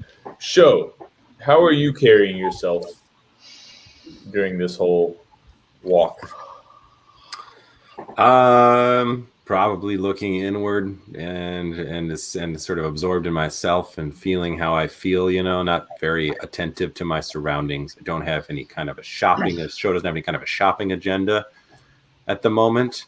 So he's sort of turned inward and just following the other party members. Okay, so you're kind of walking along. Super's off to the left.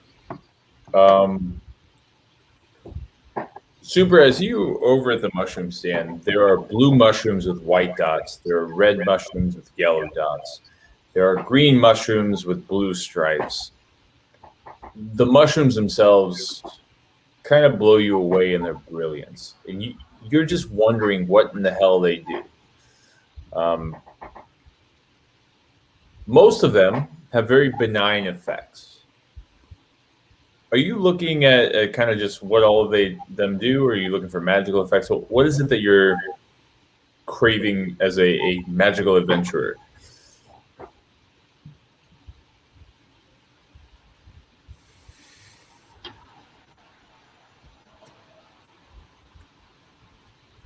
Super.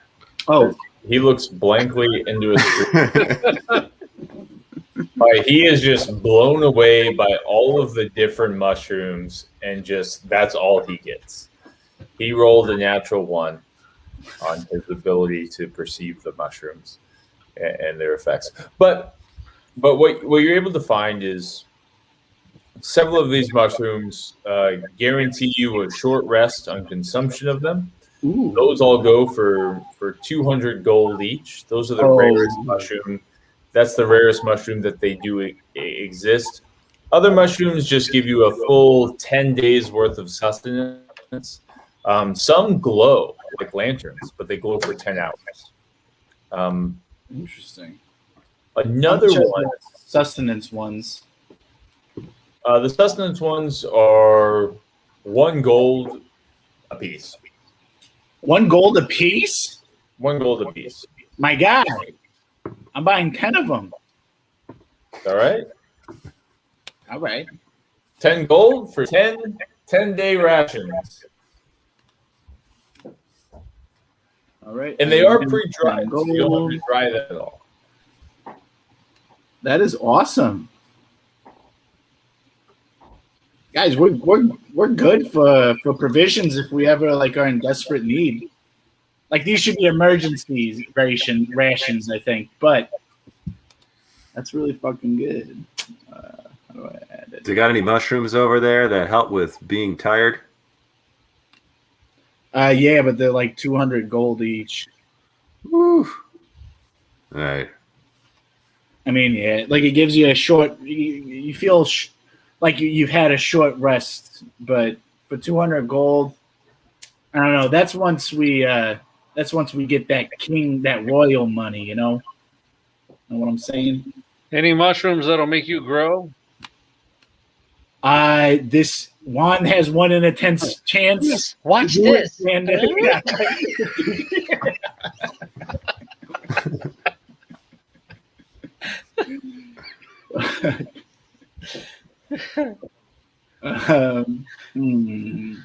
I don't believe so, Xander. There we go. All right. In that moment,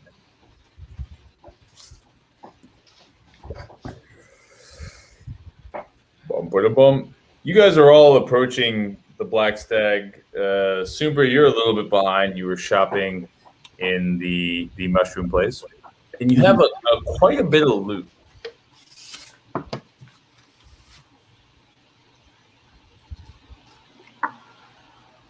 I do have quite a bit of loot. You do. How is it that you store that? Where do you store that? What is it that you look like as you're pulling that? Well, I have just basically like a raggedy sack that I just throw all my stuff in, with no real rhyme or reason behind any of it. Yep. Okay, just then, as you're kind of walking in the back, go ahead and roll me a perception check. Uh-oh, I think I know what's happening. Not perceptive at all. Very little. 6 total. All right. Didn't think so. And then judging by passive perceptions of the other two, show you're kind of in your head. Oh, no. Now I'm paying super close attention. Oh, yeah? So you're kind of in your head, and suddenly you just hear to the immediate left of you,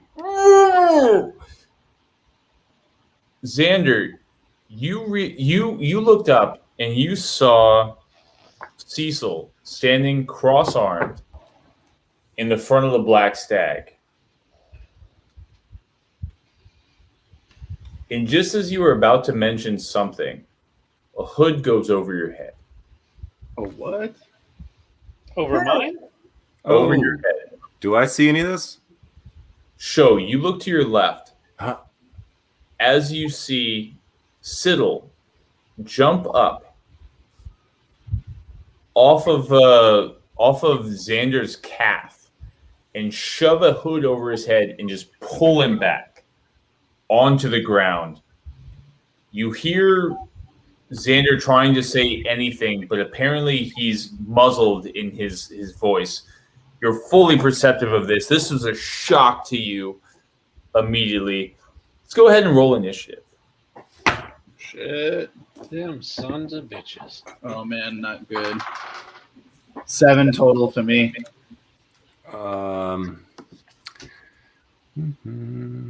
22. I got a 7 as well. Yeah, 7 total.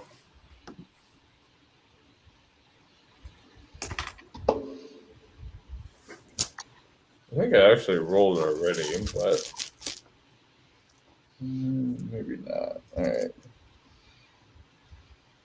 Black will be Siddle.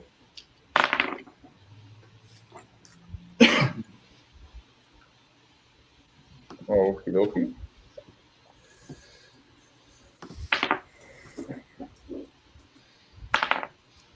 Ooh. Ah, fuck. I gotta actually look at the math. Sorry, guys. He only gets a +2. Oh, nice. Well done, Xander. Okay. And he... Ooh.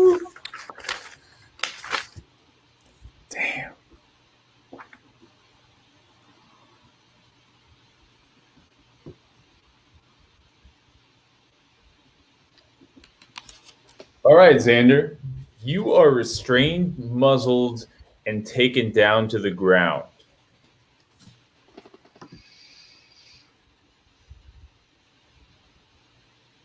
You are not first, but as far as you're concerned, you're taking first action, not being able to see anything. What is it that you do? You are currently grappled.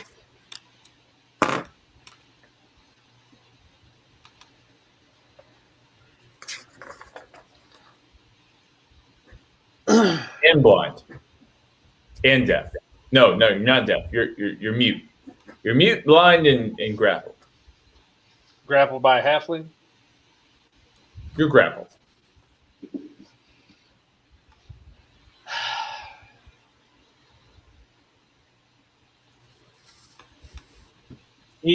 All right, so I'm trying to explain it to you.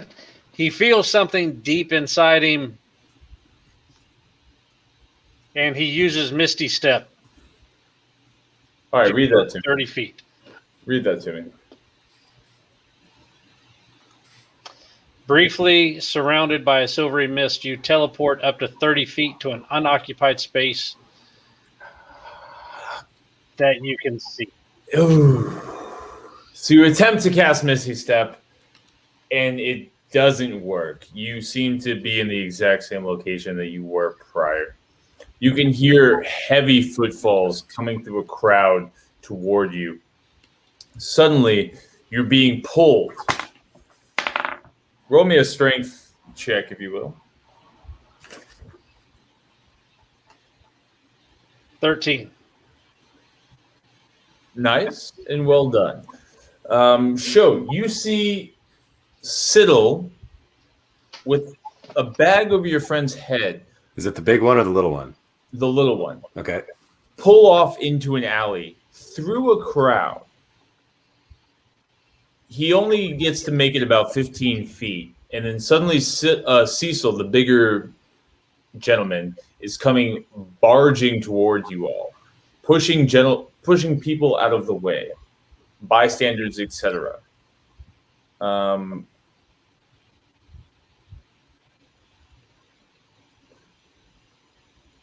He seems to move almost up to 50 feet and stands in the way between you and Siddle, and now your friend Xander. Okay. I would first and foremost like to immediately put on the Ring of Protection that the king just gave us. And then I would like to cast invisibility on myself.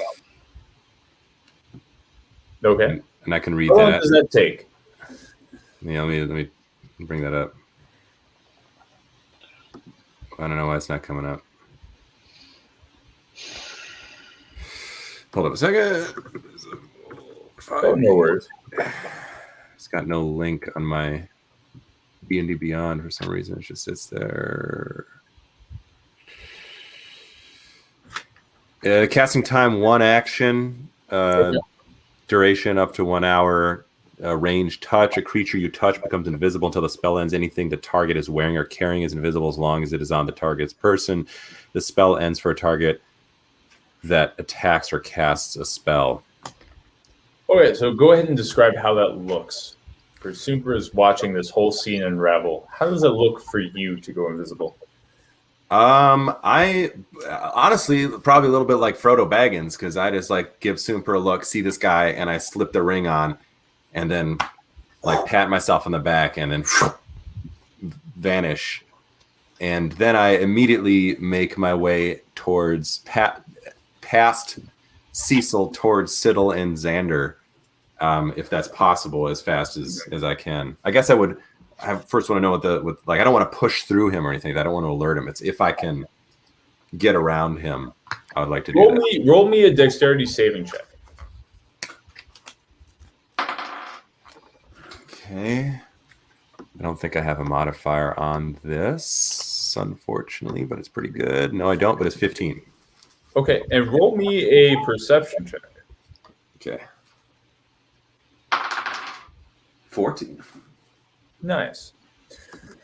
So as you start to move, you Oh, notice 15 total.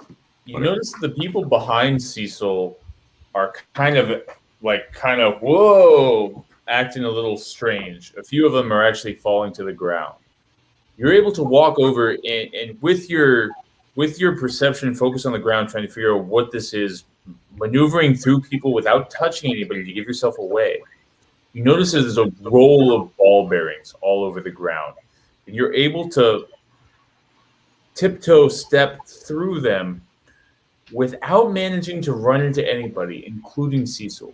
You make your way past Cecil, make your way past the people, but are still about, I don't know, 5 feet away from Siddle and your good friend, Xander.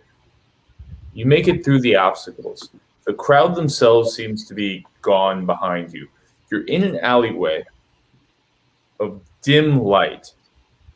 The sun is not overhead by any means, and the shadow cast is pretty predominant. But it seems to be you and Siddle and Xander. Your actions are taken. Your bonus action. Is there a bonus action you'd like to take? Unfortunately, no. The next thing I want to do is a full action, so no. Okay. So what actually was my action? The Misty Step was a bonus action? Okay. You were also surprised. Okay. So there was some version of them acting before you were Okay, able to. I got you. I'm fine with that. Let's go with Super, and then we'll come to you, Xander. Gotcha. Super, as you're watching this, you're about 50 feet away. And this whole thing, you see Xander get pulled down and then vanish into a crowd. You see your friend Sho put on a ring and then literally vanish into midair. Cecil has run up into the crowd, more or less boasting in physical prowess, but making little to no sound. What is it that you do, my friend? Okay. I know. I've been trying to. I use tidal wave and just blow through the crowd. No, that would be pretty cool. He wants to use it. I do want to use tidal wave. It's a great spell. You gotta have water. Yeah. Oh, that's right. That's right. I forgot about that. Stipulation. Horse trough.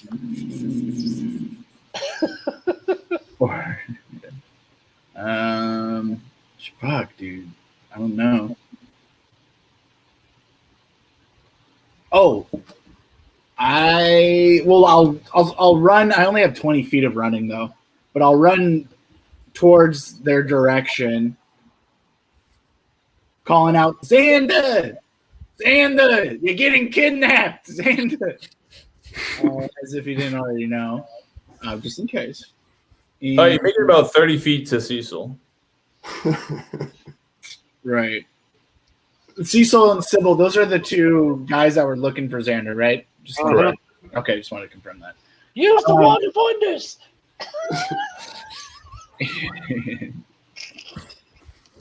I mean, you can. Oh, and I will. 1 second. One at a time, Super. What is it that you do? You can dash if you need to, and that'll take your action to go twice the speed. You know what? That's what I'll do. I will. All right. Good call. Yeah. So you make your way up to Cecil. How do you want to interact with him?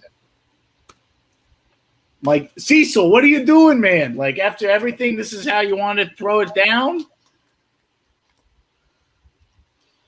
Okay. And that's your turn. Does he say Xander! He doesn't say anything bad. On his turn, he might. Okay. He just Xander! ignores me. All right, so I'm being pulled along with a hood over my head. What's got my arms?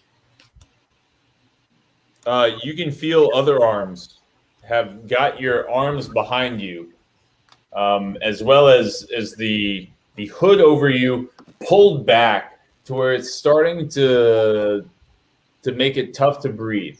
Though not not stopping your breath, but tough to breathe as you're being dragged away. Can I talk? You feel very low to the ground. You seem to also be muffled in a way, but you can attempt.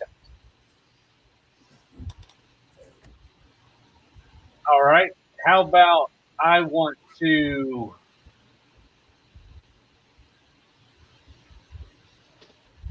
I want to try to break the grapple. All right, roll me a strength check. I want to fight against the grapple. 16.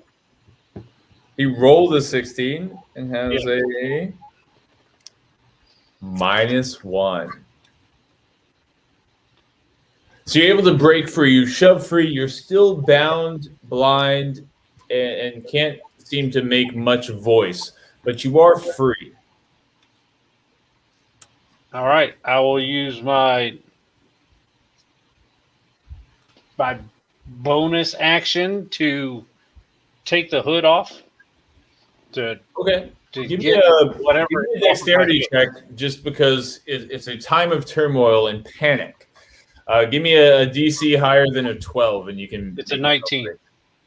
Nice. You're able to immediately pull it over. You can see. You notice there's a wad of something in your mouth.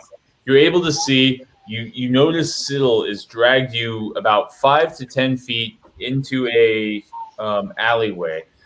The rest of the crowd's still there. You notice Cecil's head. What is it you do? He's on the ground behind you, kind of, just stands up and makes eye contact with you.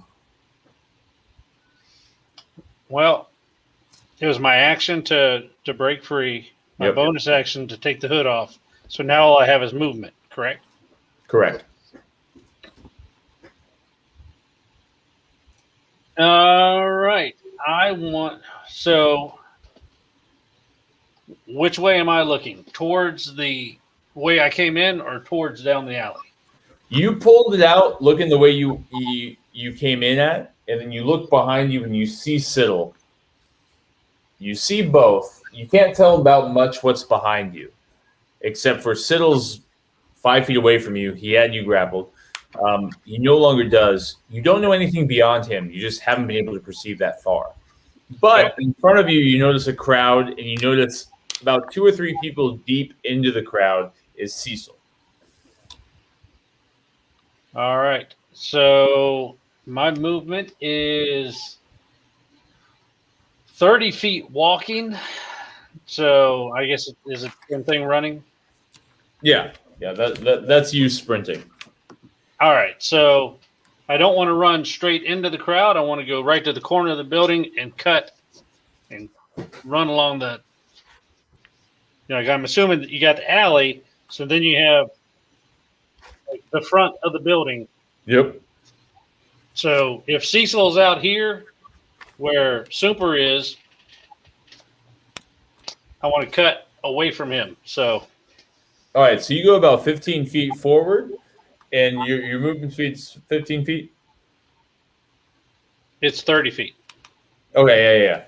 15 forward and then 15 to the right. You're able to dodge a little bit to the right there. Just then, Cecil,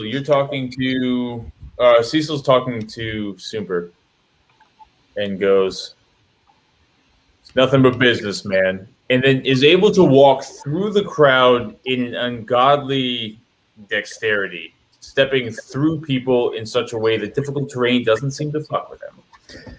Comes straight up to you, Xander, grabs you in just his right hand and attempts to lift you up. Roll me a strength check. Monkey ass. It's a 15 to beat. Natural 20. Nice. He begins to grab you, and you grab the back of your hood and just rip it down, and you fall to the ground. Not prone, but on all fours, to where you have your full movement speed after that.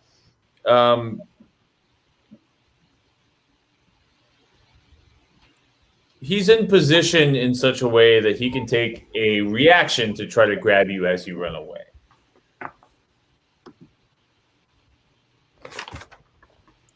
other than that, says, "You little weasel, get your ass over here. You can't run away from us.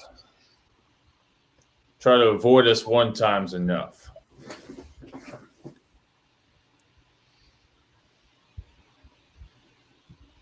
Siddle then runs over about 15 feet, catches back up with you, and again tries to capture you.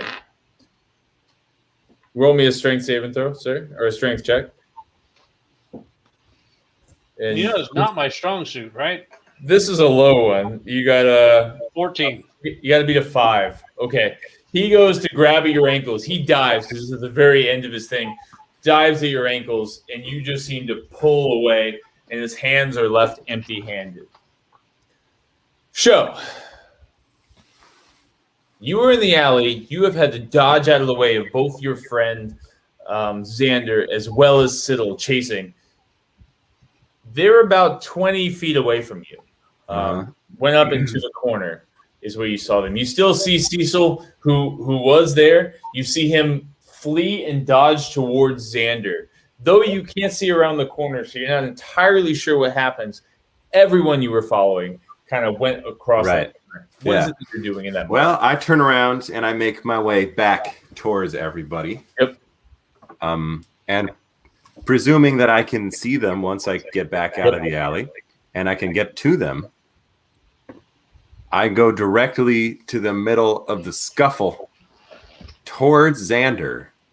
And I would like to run at him and like bump into him while simultaneously casting Disguise Self and making myself the spitting image of Xander.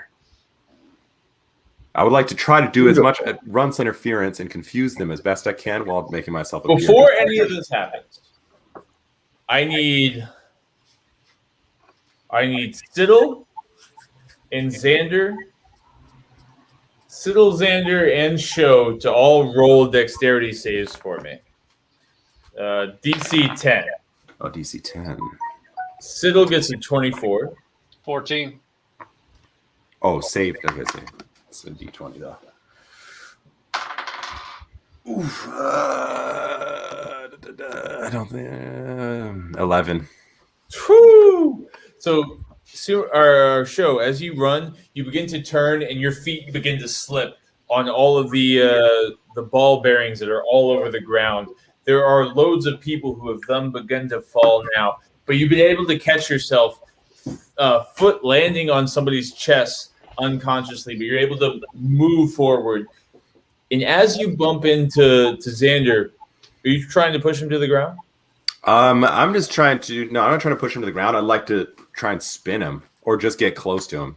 Okay, I don't want to push him off. You can take an action to try to push him up to 5 feet away, 10 feet away. Yeah, I'll try and push him away from them. Okay, yeah. Go ahead and roll a strength check. See how far you get. Let's see, DC 10, you do 5. DC 15, you do 10 feet. Well, I got a 3, so. Okay, you're able to nudge him, and then you almost fall, but catch yourself and disguise yourself as Xander. Super. What I do is I turn myself into a war horse. Would Sumper have got an attack of opportunity against Cecil? They're kind of far away, though, aren't they? Or are they close to me? Or You were right up on him when he pulled away, weren't you? right, but then he like ran again, and I don't know how far he like ran. Yeah, you could have potentially attacked or attempted to grapple him as he ran if you would have liked to. But he's like what? Kind of far now, right? He is, yes. Okay, well, I'll still turn into a war horse. And like, yeah, and then I'll rear up to kind of clear the road so people like, Yep. get out of my way. And then I like charge up to what I see are now the two Xanders. And I'm like, how's this for horse business? Is what I say to Sybil. Although I guess I can't because I'm a horse. It comes out as But yeah, then I like kind of point at like the Xanders and I'm like, get on, like I go like that. Okay. Yeah, And you made your way through. well, Okay. And I guess that would be my turn. Oh, and I fucking so I got hooves. And so with trampling charge, were they at least 20 feet away from me? Yes. Okay, so I have 60 feet of movement. And so if the horse moves at least 20 feet straight toward a creature and then hits it with the hooves attack on the same turn, that target must succeed on a DC 14 strength saving throw or be knocked prone. Okay. So, who are you targeting? I will target the I forgot the smaller one, the one that's not. Yeah, the smaller one. Siddle. Okay, you see what? He got an 18. Oh, okay. So then he doesn't get knocked prone, but let's see if he might get hit. 12 to hit. A 12 to hit? Yeah. Nada. Damn. Okay. But as you run up, you see an incredible agile little creature do a matrix move and go as the hoofs come through and land almost over him. He jumps and dives and rolls alongside, hand inside of his coat, like this as he lands. You land in such a way that the two Xanders are next to you. Cecil, looking at you, looking at them,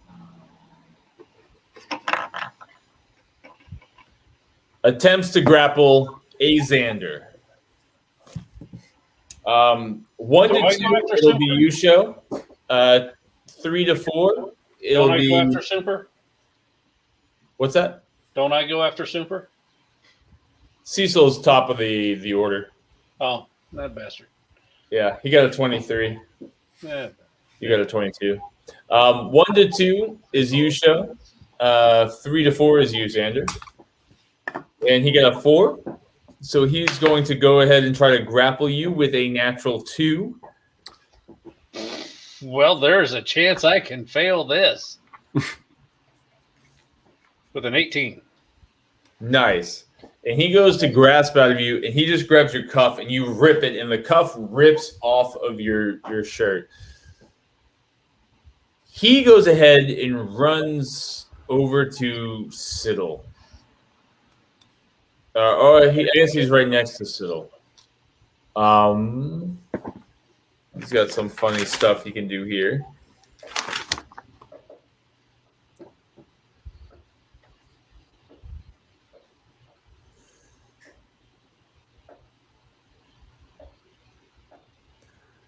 All right, you just hear him whisper something in another language. Does anybody know Thieves' Cant?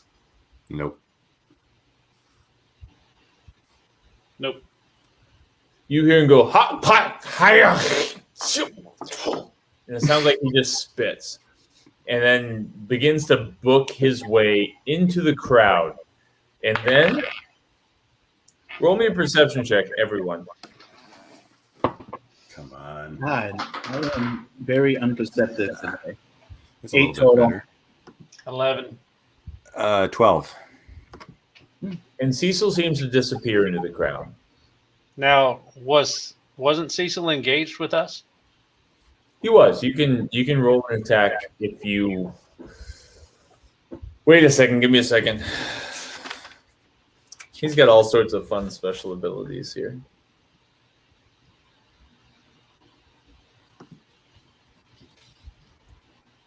Okay. In that case, he runs away from you guys, does not seem to hide, but you don't get an attack of opportunity on it. You see him run about 30 feet away, still standing there in the midst of a crowd between you and him. No attacks of opportunity. He seemed to have disengaged with you all as part of his movements. Xander, it's now your turn.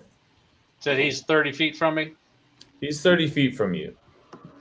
Siddle is next to you. You have a giant horse that seems to be going I'm going to yell towards Cecil.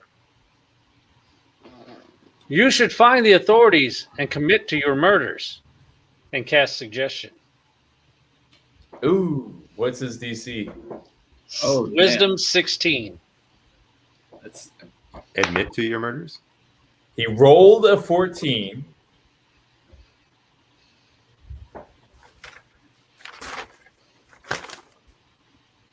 He gets a +2 on his roll. Mother truck. And just so you know, there's the 14 there. It's all right. It's all right. It's all right. There's the 2. It's all right. It's all right. Yeah. And you see him, his head begins to get filled with your voice almost. And you just see him shake it off and then just look dead at you. Ta-da! Survived that one. Will you be so lucky the next time? Run away, little man. You hear underneath you, I see what you did there. And Siddle kicks you. He tries to trip you. Roll a strength save for me. Well, okay, that was my action. I still get a bonus action. Okay, go for it. Bonus As action. he tries to trip you with a natural 3.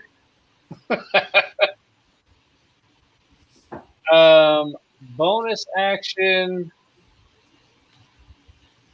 That takes a full action.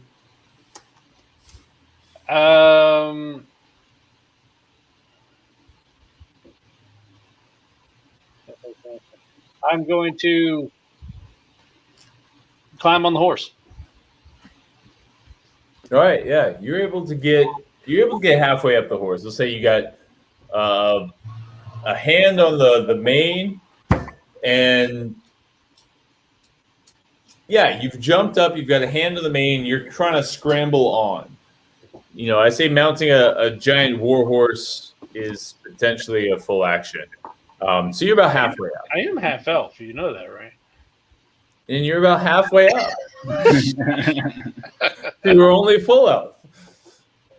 You're about halfway up. Just as he begins to try to sweep at your feet, you jump up and you make your way halfway there. Siddle scrambles to his feet and just books it into the crowd. And as soon as he gets into the crowd, you guys lose sight of him. How far he makes it, you're not able to see. Show, it is now your turn. As Xander. The other Xander halfway up a horse. The other Xander halfway up a horse. Me, Xander, standing here. Siddle having disappeared. Cecil still apparently standing before us. About 30 feet away. About 30 feet away. Now, there are people between me and him. Is there any kind of a crowd? Okay.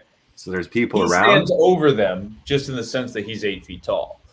But, you know, let's say the average height of the crowd is about 5'6". In that case, I would like to cast Minor Illusion and create a third stationary Xander. Okay. Standing in a Xanderish manner. I don't know how that would be, but I would use the best of my ability to create like a convincing, but his back face to them, as if he was doing something, you know, so like they don't see him head on. He might just be doing something. There's an excuse to the fact that he's sitting still. I'd like to do that. And then I would like to use my movement and or bonus action to also get on the horse. Okay. Yeah, let's say you use... Yeah, okay. So you're able to scramble a little halfway on the horse. There are now 3 Xanders.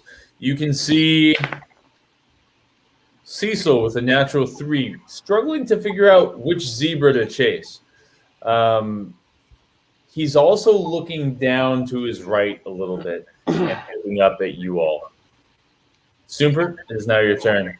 You have 2 Xanders half on you and another Xander to the side of you.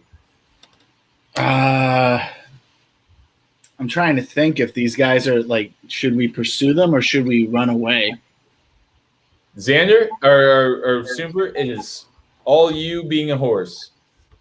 It is me being a horse. Be the horse. All What right. do you do in your 6 seconds of time? Is there any space for me to run after them? Or is there There's a crowd in the way. a crowd in the way? Some people are on the ground. If you had a high enough dex save, you wouldn't step on them. You know what? For now, I think I might just wait for them to get on because they're like kind of not on me fully. I'm just that's my turn actually. All right. You Yeah. see Cecil looking around, yells something, and then just duck into the crowd. I don't like what these guys are up to. And seems to vanish. If you guys want to see him, roll a perception check. And I would love to. I would like to see him. It is a 13. Woo, 13. 16. No, 19. I got Nice. 16. 19. Nice. Okay. Deceptive this time. You see in such a way that you don't see Cecil himself, but you see the way the crowd is parting along the way. He is going. I do have a +1, so technically 20. Nice. You're able to see the way the crowd's parting, and show with your 20. You're able to see both him and a sign of Siddle with him is moving away and to the right into a shop of some sort. Open door. You can see the door open with your 20, and he goes inside to some building. It's about 45 feet, maybe 50 feet away from you. He goes in. You were not able to see him per se, but being able to follow the crowd, you're able to tell that both of them have gone into this establishment. Does Xander, it's now your turn. You're half on a horse. Super, do you have the other walkie-talkie still? I like shakes his head. Like, But he says nay, so I don't know what to take from that. All right, Xander. All right.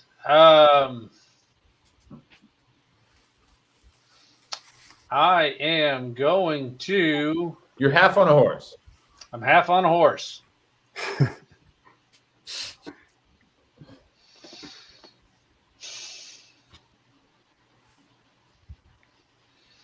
You know what? Let's get up on the horse. I'm Nice. gonna use my movement to get up on the horse, and with that war horse height up over the crowd, can I see Siddle or Cecil towards that building? You see a movement of a crowd go into the building. What was your perception check before? 19. Yeah, you see them get into the building, but that's all you see. You don't see them per se in a window or anything like that.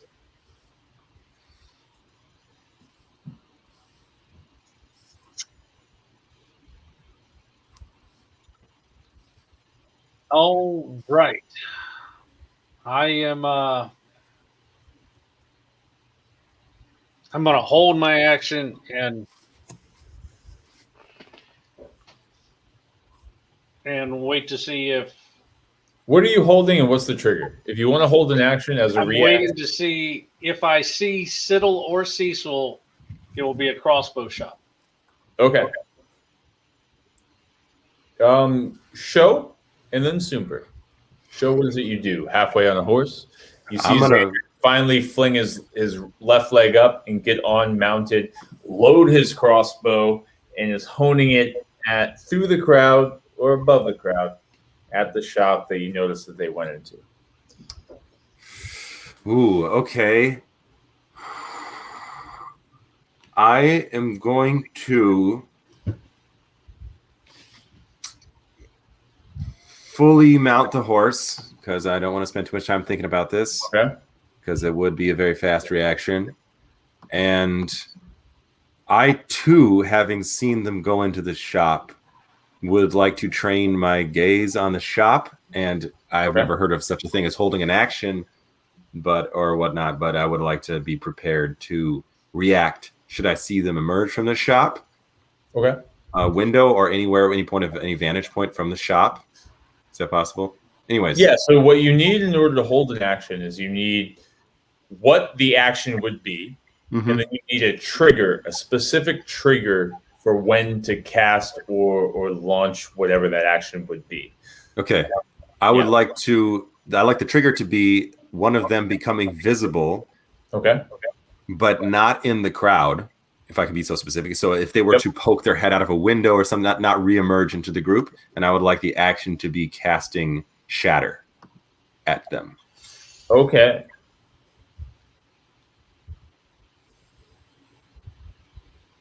Super, it is on you, my friend. You now are well mounted with 2 warrior individuals. I do another to try to clear the road. Okay. And then I charge at the tall one. They're in. You can't. Well, see. you don't They see went into a anybody. shop. They're in a building. Oh. My mistake. I misheard that. So I will start running around the building. Okay. Yeah, you're able to make it through the ground. Give me a dex save. Ooh, pretty good. 18 total. All right, you're able to make it you're able to make it without running anybody over, innocent bystander wise. You go toward the building itself. Both of your compatriots are looking through the windows intently.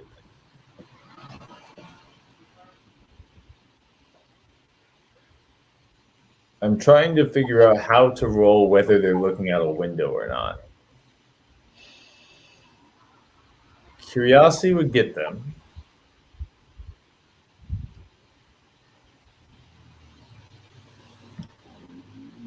Roll me perception checks, both Show and Xander. Okay. Come on, perception. Oof. 8. 3. Well, he rolled a fucking 6, but has a lot more to stealth to make it past an 8. You don't see them. Good.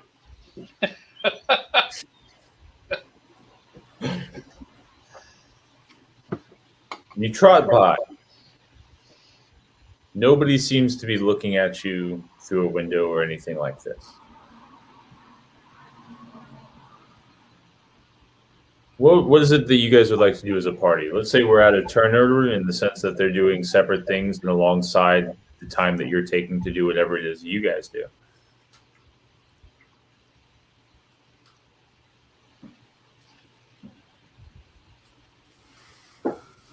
So are we out of turn order? Yeah, we're at a turn order. What do you do as a party? Who did they talk to? What is going on here? I have no idea what that was about. But I'm still half on, down with giving you up to them, and they're just going to turn on all of us. Like, come on, aren't they going to come to me first? And I'm saying that in jest, Xander, but I did think that was at least a bit of a card that I had. I'd give myself up. This I find highly disturbing. I have half a mind to go back there and try and talk sense into them, at least understand where it is they're getting information that they've decided that you are definitely guilty, and why it is that I'm not getting a cut of this. I have half a mind to sink their ship. That sounds like a stupendous idea. I also think that we should probably invoke the help of Elimar or the king. At this point, we are officially working for the king, and we do have a history of having assassination attempts on our lives. And this seems very much to be something like that. I think And that these guys were the last ones seen with Tommy Two Tones. Tommy. Oh, that's right. What happened to Tommy Two Tones? I think these guys killed him. That, makes some sense. They did show up with him, though. It would be weird if they showed up with him in order to kill him around us. And he was terrified of them. He did seem pretty terrified. That I grant you. I'll lean down to Super's ear. To Elimar. Fly. Fly. He does it again. Then he Fly, you fool. Fly. So you guys start trotting down the alleyways back to Elimar's place. Could I try and take any kind of identifying marking from the building that they ducked into? 100%. Okay. I'd like to take notice of that shop name or anything about it that I could describe. Yep. I'll shoot you something on Facebook. Okay.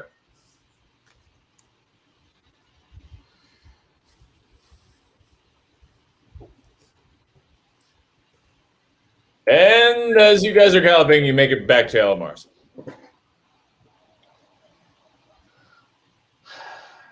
All right.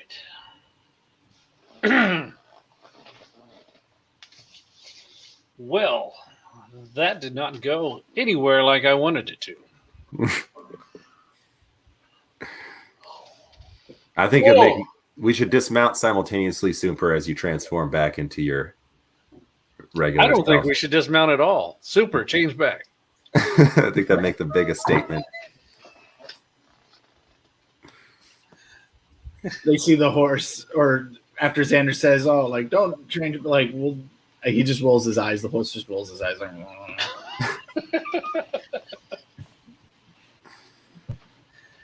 all right, so we'll dismount and go inside to see Elimar.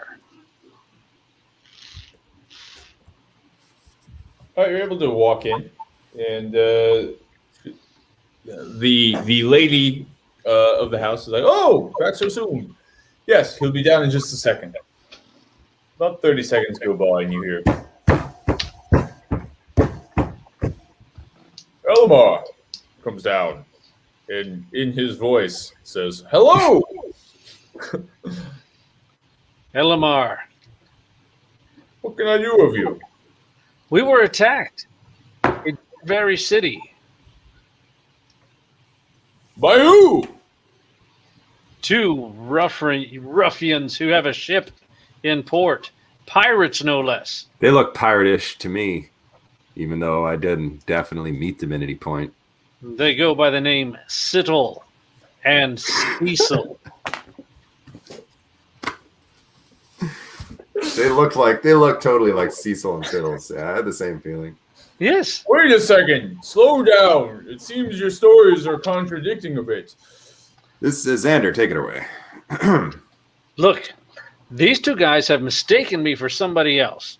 They were last seen with Tommy Two Tones, which no one has seen since then.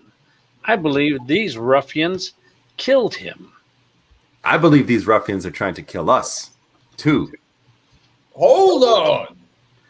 They took a bag. They put it over my head. They tried to kidnap me. They weren't the first ruffians to try and kill us either. You know us. We're heroes. We go around doing heroistic shit, and we have assassins chasing after us. Xander, show. Calm down. Just one moment. Give us some ales. And he asks for a round. Take a seat. You're in no danger here. I don't know. I don't feel safe in this town anymore. Give me some point of order here, because you are under the king's employ now. That being said, it is partly my duty to make sure you're safe. Give me the details from the start. Who are these scumrads? Where did they come from? What do you know of them? You seem to have their name and something about Tommy Two Tones, which I'm not entirely sure how this correlates. They met us down inside the sewers. These ruffians, I believe, had dragged Tommy Two Tones down inside the sewers to kill him, to cover their tracks. And yet, you have to let me finish that. This is the story that I know. These are the other two who had the dwarves engineers had told me you were part of your party as you escaped. Correct. And now they turned on us. They were a part of our party, but only out of necessity. Because we were all in the sewers, situation became dire. We all seemed to be facing our demise. But the reason that they came down to the sewers seemed to be hostile at the outset. And as Xander said, there seemed to be a misunderstanding as to his identity at the very nexus of this hostile intention. And so we joined forces to exit the sewers, but at the same time, they made it very clear that their intentions were to capture Xander. And we tried to clear up this misunderstanding and seemed to have a very gentlemanly agreement as to how we were going to ascertain that Xander was not the man that they seeked. And as we went to try to clear this up with them in the manner that we had prescribed, rather than being met with their word that they had given us, Xander was met with a black bag over his head, and they made an attempt to attack us, an ambush, indeed. Then kidnapped me. And they put a rag in my mouth. It tasted terrible.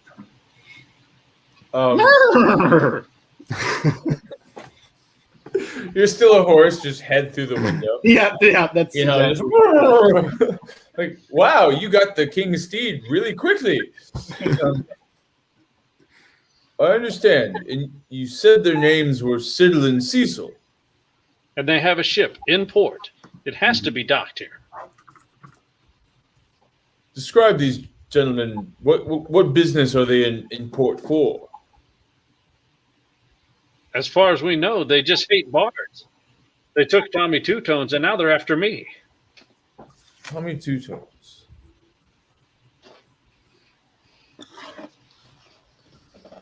Okay, I'll put word in with my watch for a Siddle and a Cecil.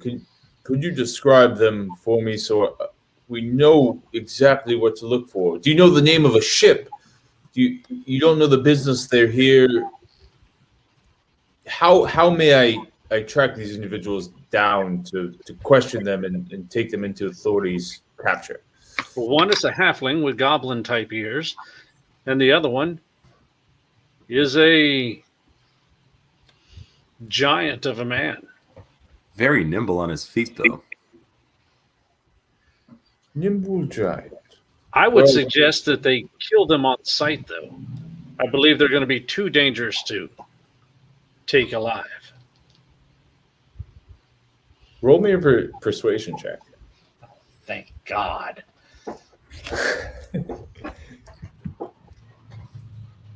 16. Okay.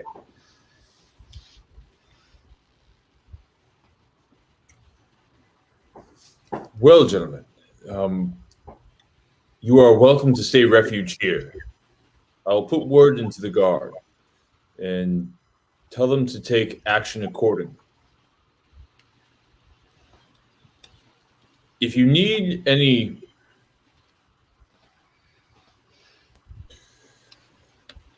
don't be offended, but if you need any friends with you as you traverse the city, I can spare one or two guards to walk with you. You're asking if heroes need bodyguards?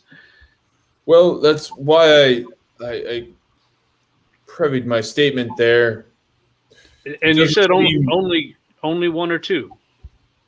That is all we can spare. I'll take two. I'll have them within the hour. Until then, help yourself to the house mead we get made by the friars over at the Temple of Celestia. Oh, yes, I need to get back.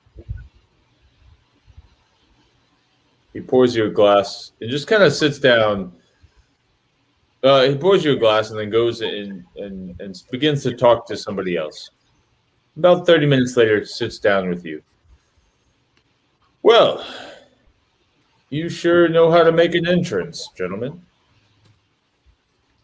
Heroes nonetheless, and all heroes apparently have enemies.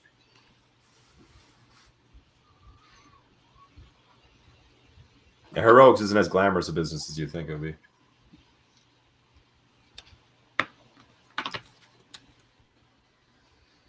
Apparently not.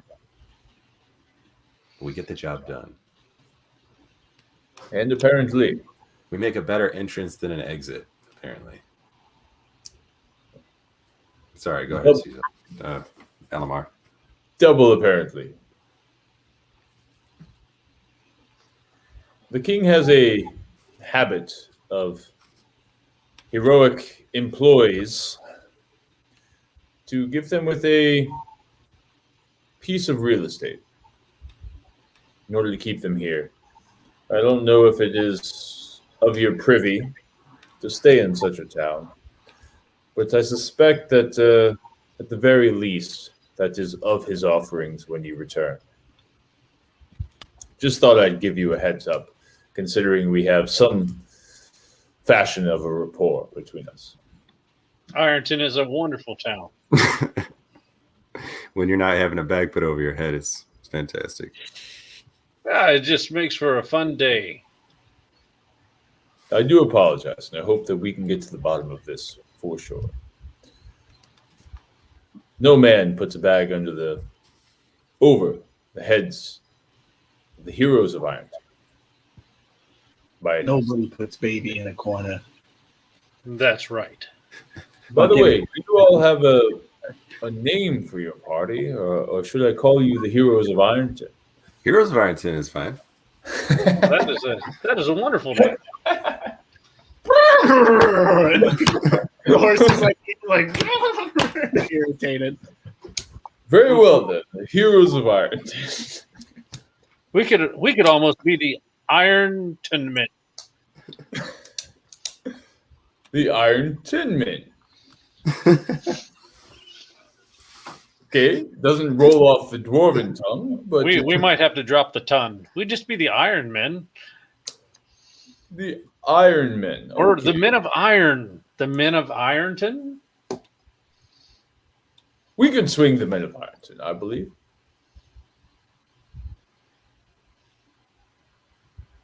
We could swing that. But whatever you feel that fits your needs the best. Well, let's consider it this. If you deliver the quest on the table, you have earned the title, the Men of Ironton, because that sounds somewhat exclusive, and there can't be too many Men of Ironton. And once you deliver this quest, I believe that is more than fashionable statement. Heroes of Ironton. That's Heroes of Ironton. Right? Yeah, that's That does sound better, though, doesn't it? Just Men of Ironton. Anybody could be a man of Ironton, but a hero. We'll land on a name once we save the entire island. A hero. Ah, That would be something. Now, as a point of order, if these pirates were dealt with in an immediate kind of manner, why, everything that's on their ship and the ship itself would then belong to Ironton. indeed, you're always thinking next level. We are in a predicament, and funding is going to be of tight order. I will take this into consult. As we capture They've already committed multiple felonies. multiple Death it felonies, what more have they done? They tried to kidnap me. Isn't that a felony in your town? Well, short of getting to the legalities of the situation, and if this is something that can be dealt with in an immediate level, I saw them run when they ran from us in our encounter. They ran into Slick's Silk Emporium for whatever use that is. If perhaps they have Slick's Soak Emporium? Slick's Silk Emporium. Sounds wormy. This will help. I will send our men immediately there.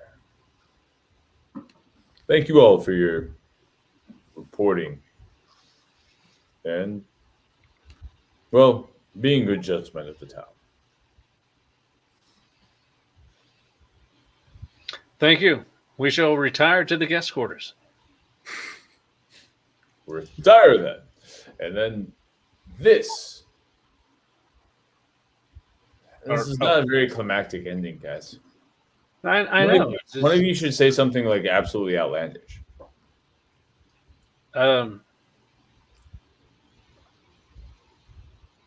Yeah, I don't really have anything. Super, you're the outlandish. You're still a horse.